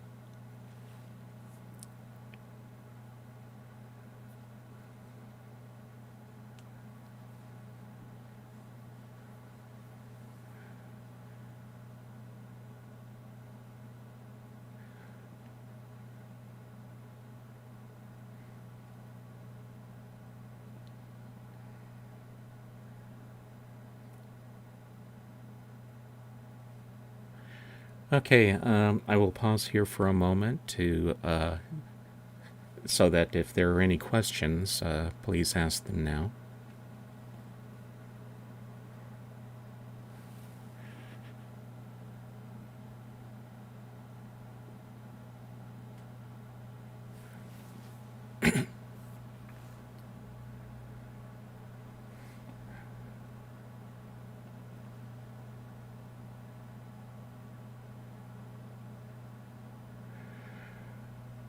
We don't know much of anything about the native civilization here.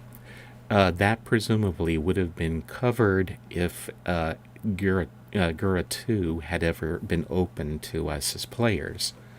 But since it was not developed, the information is just not out there and has never been released by Cyan.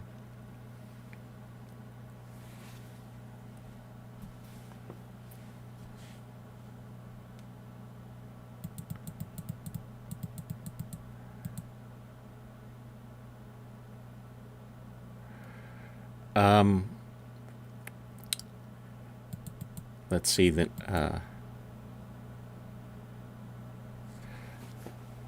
Are there any dark background places like scary? I'm not quite sure what you mean by that, but that's not the purpose of Uru.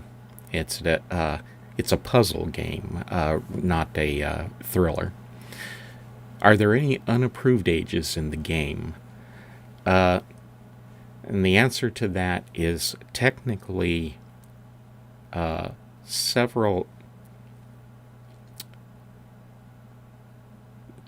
Back in the day, when they were first released, several ages that explorers can get to routinely nowadays were considered unapproved. But unapproved ages is Cyan code for we haven't made them yet.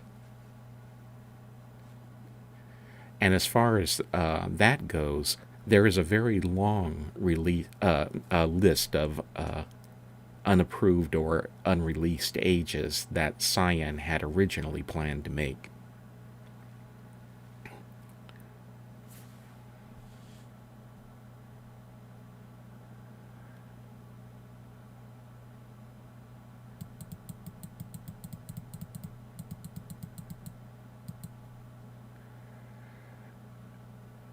I don't think you'd be able to see us if you were up above, because we're probably down at an angle that your avatar can't get the view to.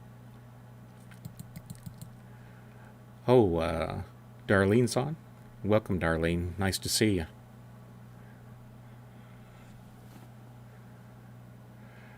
Spatial K, actually, technically, all the ages should have maintainers marks except for Relto and Myst, which were not made by the Denis. However, just because the ages should have marks doesn't mean that Cyan remembered to put them in. And let's see, it is 1:32, so we better get cracking. Murphak, please take us to Eder Chemo.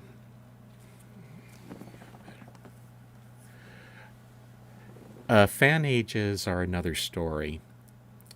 Some of those are supposed to be Denis, but most of them are not.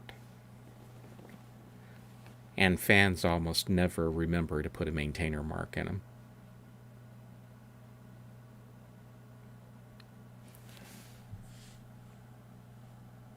Okay.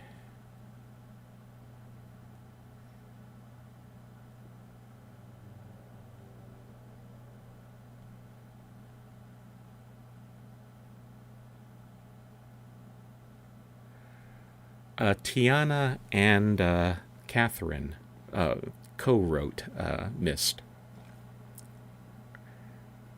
They both had input onto it.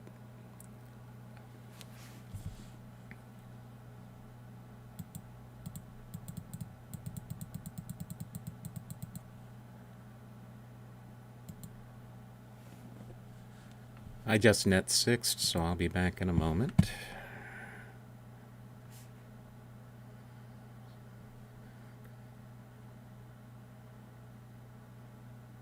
Oops.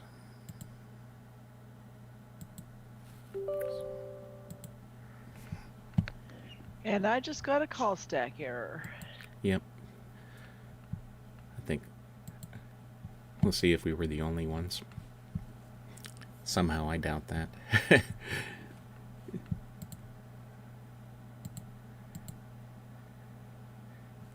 That's Uru being Uru when we're doing a tour. Yeah, I think we have the most we've ever had for this particular tour, on this particular tour. I'll be getting a report afterwards. I'll see just how many were with us today.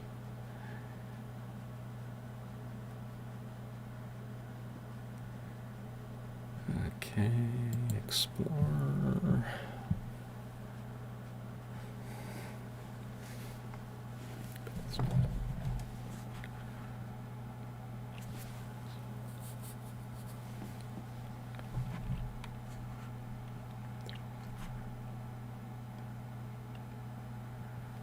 Okay.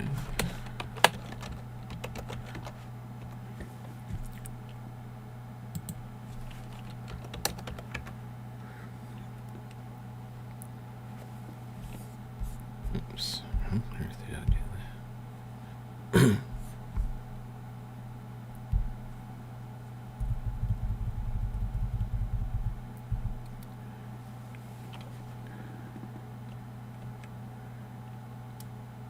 Okay, now I'm back in the game.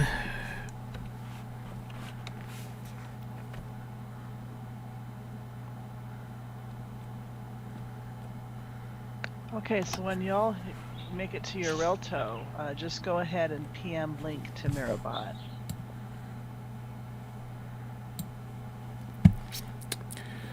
Okay, and since we've just got a little bit of time left, Eder Chemo was written early on during the Garden Age binge, along in Denis Century 8100.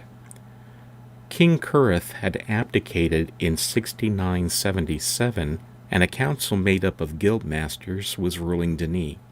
At that point in history, it appears that the council and other Denis elites commissioned Garden Ages to gain popularity with the common people of Denis.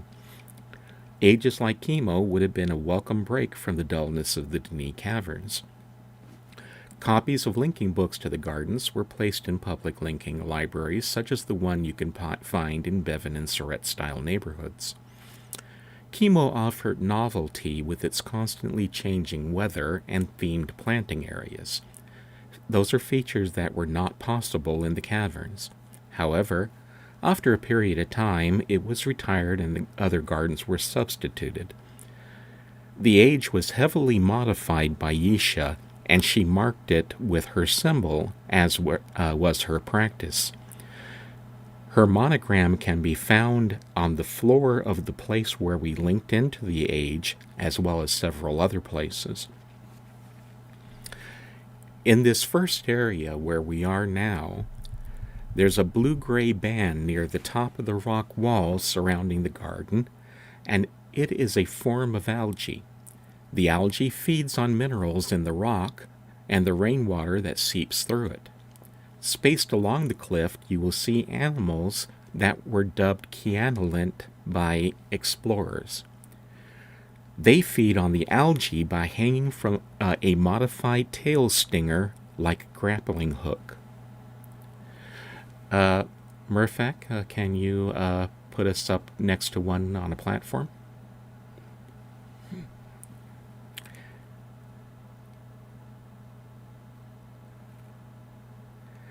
By the way, the name Keanolint is said to have been coined in mid-2003 when an explorer named Thanatos mentioned that they look like the bug that was inserted in Neo's belly button in The Matrix. Another explorer named Catherine thought that would make them Keanu Reeves belly button lint, or Keanu Lint for short.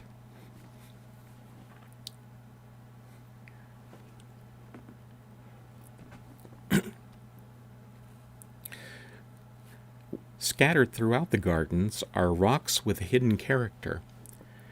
If you watch them during a rain shower, you can see that they take on a metallic glint. This garden is not the only age where those rocks can be found. They also appear in Eddard Sogel, but since it doesn't rain that, you never see the metallic aspect.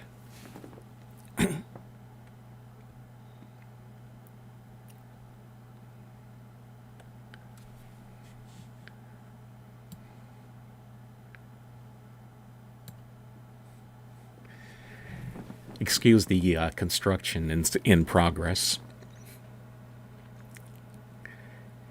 Mirfak will be taking us up to the platform that's appeared over on, our heads in a moment.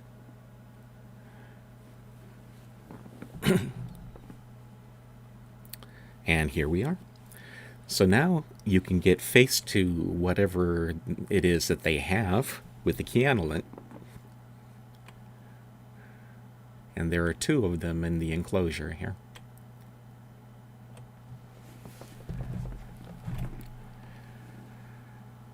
And if you look carefully, you can see their tail stinger, which they're hanging from.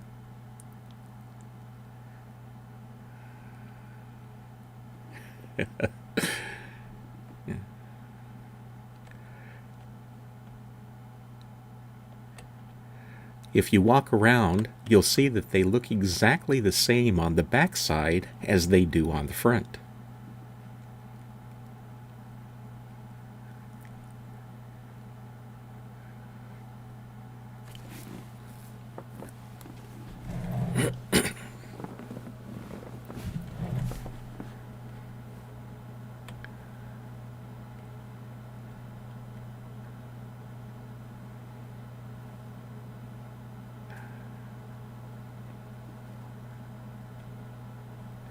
Are those 4 dots its eyes on this underside? Well, it's actually on both sides, so it has 8 total. If you go around the other side and look, you will see that there are 4 on this side, or is it 10? Let me see. And then there are 4 on that side. I haven't actually looked at from the bottom up, so I'm not quite sure if that's more eyes. Let's see if I can get a better angle. I do see 6 bumps on the front. 1, 2, and 3, 4 4, bumps on the 5, back. 6, 7, 8, 9, 10. Yeah, there are actually 10 eyes. 4 on the top, 4 on the bottom, and 2 hanging directly down towards between the 2 forward claws.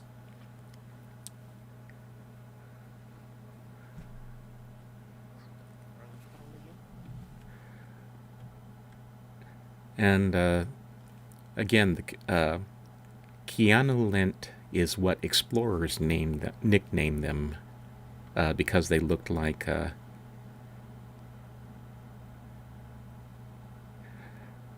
Charminius. I couldn't answer that question.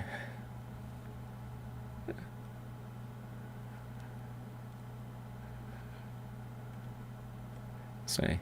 Other than what they look like, and the fact that they appear to be eating the canyon, the algae on the canyon wall, that's about all we know about.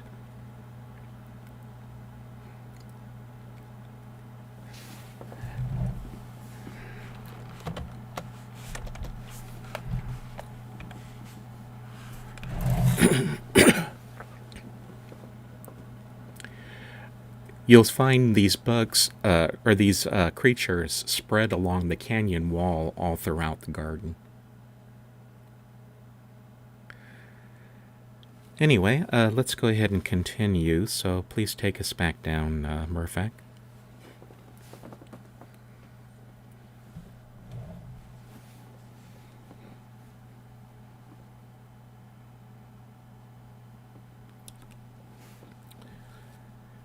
By the way, the gazebos that are found in this age feature a tile design that is similar to the Anone symbol that was used by Guildmaster Kadish, who lived just before the fall of Denis. The design is a common feature of gazebos in other garden ages. Kadish may have been inspired by that, since he lived long after these ages were written. However, that is something that I don't know for certain. The next thing that we need to know is that Yisha chose to use this age to give a message of sorts, and had her Baro followers paint a number of petroglyphs here. Propaganda may be a harsh way of phrasing it, but it seems to be the case because these pictures were intended to make explorers believe what she said about Denis society. Yisha stated openly that she hated her Denis heritage and tried to make explorers think that the Denis were entirely corrupt and cruel. One would think of it as if a person was telling the story of Al Capone and his gang and saying, "This is what the United States was like throughout its entire history." She never tells you of the many good points their society had. Over the years, explorers have asked the question, who drew the petroglyphs found here and in other places around Denis? A number of guesses were made. The leading answer was that the Baro drew them, but others thought Yisha might have, since similar pictures are found on a series of notebooks she left in the Great Shaft. The answer was finally given to us by Richard Watson at a Mysterium convention. He verified that it was the Baro who drew the petroglyphs. There was once an explorer organization called the Baroglyph Study Group, or BSG, which was a subdivision of a larger group called the Denis Linguistic Fellowship. The study group collected all of the Baro pictographs that they could find and tried to figure out what they meant. However, the group had flaws. They apparently went into their studies with a number of preconceptions in mind and ignored anything that contradicted them. Some of the preconceptions seem to have been that, 1. Yisha always told the truth. 2. The Baro inscribed every pictograph found in the Denis Empire. 3. All elements of a pictograph must have a meaning. And 4. The meaning of even simple elements must be deep and or complex. Those suppositions resulted in them often overanalyzing pictographs and sometimes drawing erroneous conclusions about them. It also resulted in them always interpreting the pictographs in ways that supported Yisha's ideology. As far as I can tell, they did not study the available documentation that would have given them more reliable clues about the purposes of the glyphs. For example, they identify every slave or prisoner in the glyphs as Baro, even though Nick White, the DRC interpreter assigned to assist Douglas Sharper, stated outright that the prisoners of Teledan and Rebek were not Baro. As an example of how far off the charts the BSG could get, let's use the morning eye symbol. The morning eye is an explorer name for a glyph the Baro drew frequently, either near or on their images of themselves. The symbol shows an open eye with 3 lines dropping from beneath it, and is obviously meant as self-identification of their people. The 3 lines are probably tear tracks, and overall the symbol could indicate sadness or despair. One of the founders of both the Denis Language Fellowship and the Baroglyph Study Group, Domare, wrote this about it. This multi-layered symbol reifies a variety of ocular functions, both on the physical and metaphysical level. It symbolizes physical sight. If the Baro existed as a slave class, they would have observed the Dini in every walk of life, even while they were not seen or not meant to be seen themselves. It symbolizes moral sight. While the Dini either overlooked or thought little of the enslavement of Arotan peoples, the Baro were first-hand witnesses of the darker side of Dini and the injustices of slavery. And it symbolizes mourning over those very injustices. It is a powerful statement that the Baro chose this symbol to represent themselves. Even while the eye is weeping, it is wide open. And sadness and injustice exist side by side. Though they were stripped of their freedoms and rights at every level, they could not be robbed of their freedom to look, to see, to observe. Self-representation through the morning eye is both an act of resistance, as the eye stares unflinchingly at its Dini oppressors, and an act of remembrance. The eye pays respect to the troubled and troubling history of the Baro. The fact that Domare wrote all of that about was what is, in the end, a simple drawing of an eye with 3 lines below it shows how fanciful the group could be when they analyzed what they observed. There is no evidence or documentation to back up his conclusions. He just let his imagination run wild, and the group took it seriously. Because of this, on the one hand, the group's methods and conclusions cannot be regarded as scientific or unbiased and should be viewed with skepticism. But on the other hand, they put a great deal of effort into noting and discussing every possible detail of the glyphs and produce some very good observations. Their work should not be discounted because it forms a very good basis for further research. You just don't take it at face value. I'm going to go over the pictographs in the order that the BSG lists them and read their notes first before giving my own opinion about them.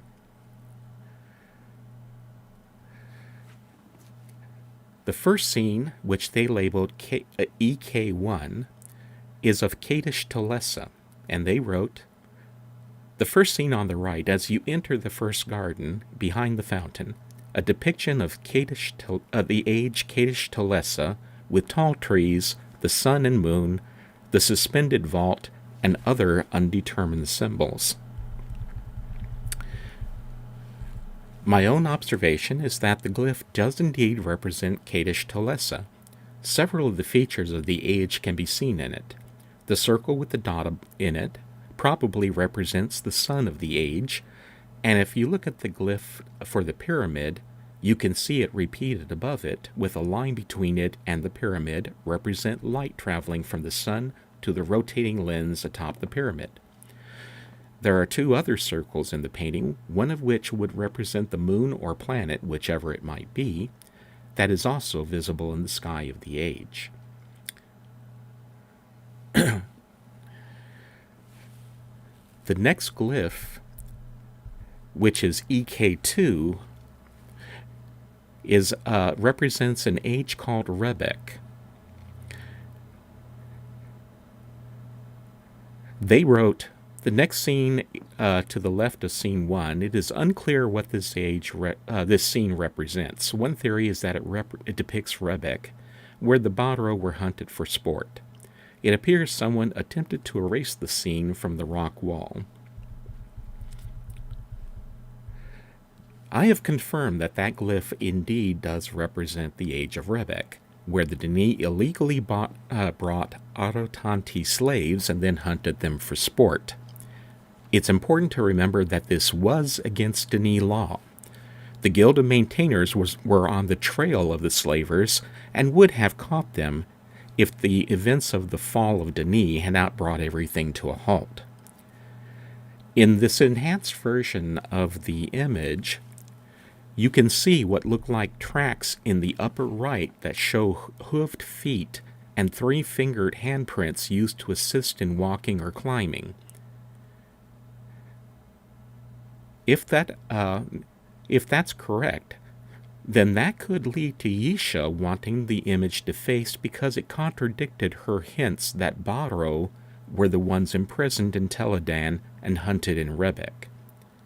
The Baro have 4 fingers and toes, although the drawing of themselves they painted here shows 3 of each.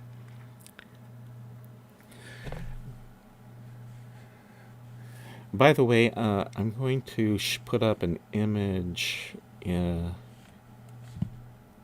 the stream. See if you'll give me just a moment. And I hope I set it aside.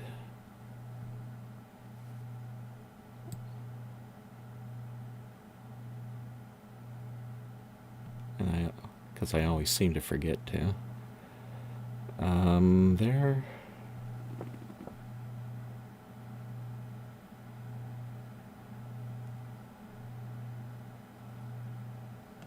Okay, never mind that. I never remember to grab a copy of that.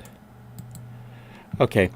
Anyway, there is a picture floating around which shows the creatures that we suspect were really were the ones that were enslaved and brought here. But I had mentioned earlier that Nick White also stated outright that the Baro were not the creatures that were brought to Rebek to be hunted.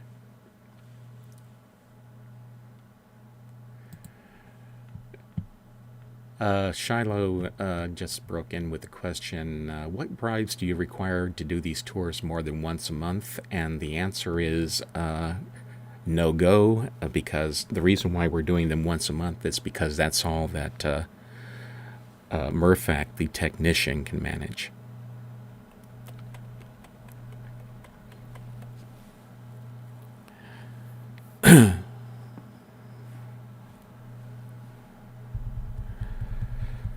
Next to the one that we just described, there is another one which has also been scratched out.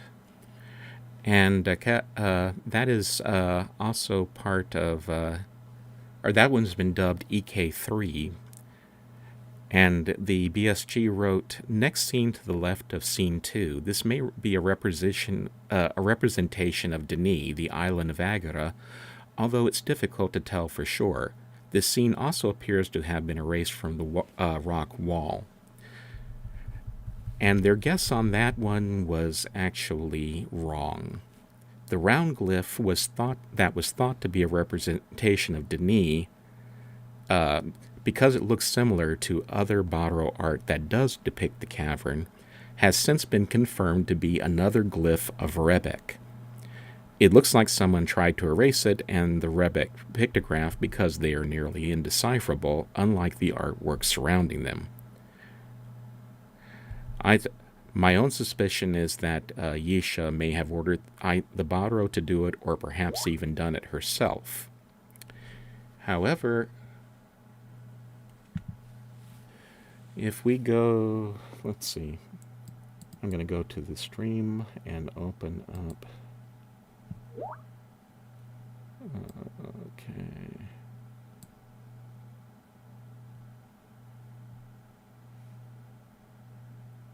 I believe this is the right. Yes, it is.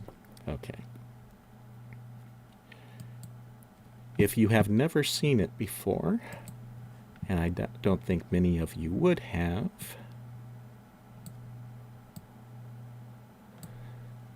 if you look at the stream window now,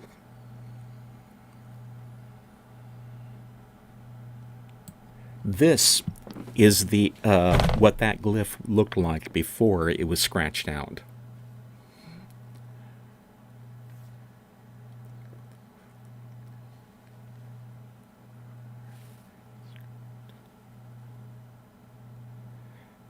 And overall, it's a map of what the Age of Rebek was going to be.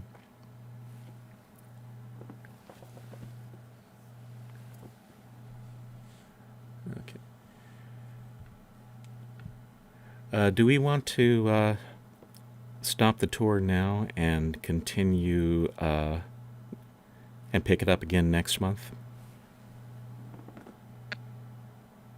Yeah, if you have a lot more to describe, maybe we should do that. Yeah, this is I think the one's. Nope dance shows are quite popular. I mean, not that this isn't popular too. Mm-hmm. But the thing, We've got 1 yeah, minute to go here. right, and that's a good. But yeah, this one is a long tour, and I had no idea that they had scheduled something so close to it. Yeah, and I think you wanted to show us a fifth garden age too, as a surprise. I was going to take you to Dorebo Yeah. in the stream. So yeah, I think we'll go ahead and do that since I don't want to ruin their tour by keeping potential guests away from it.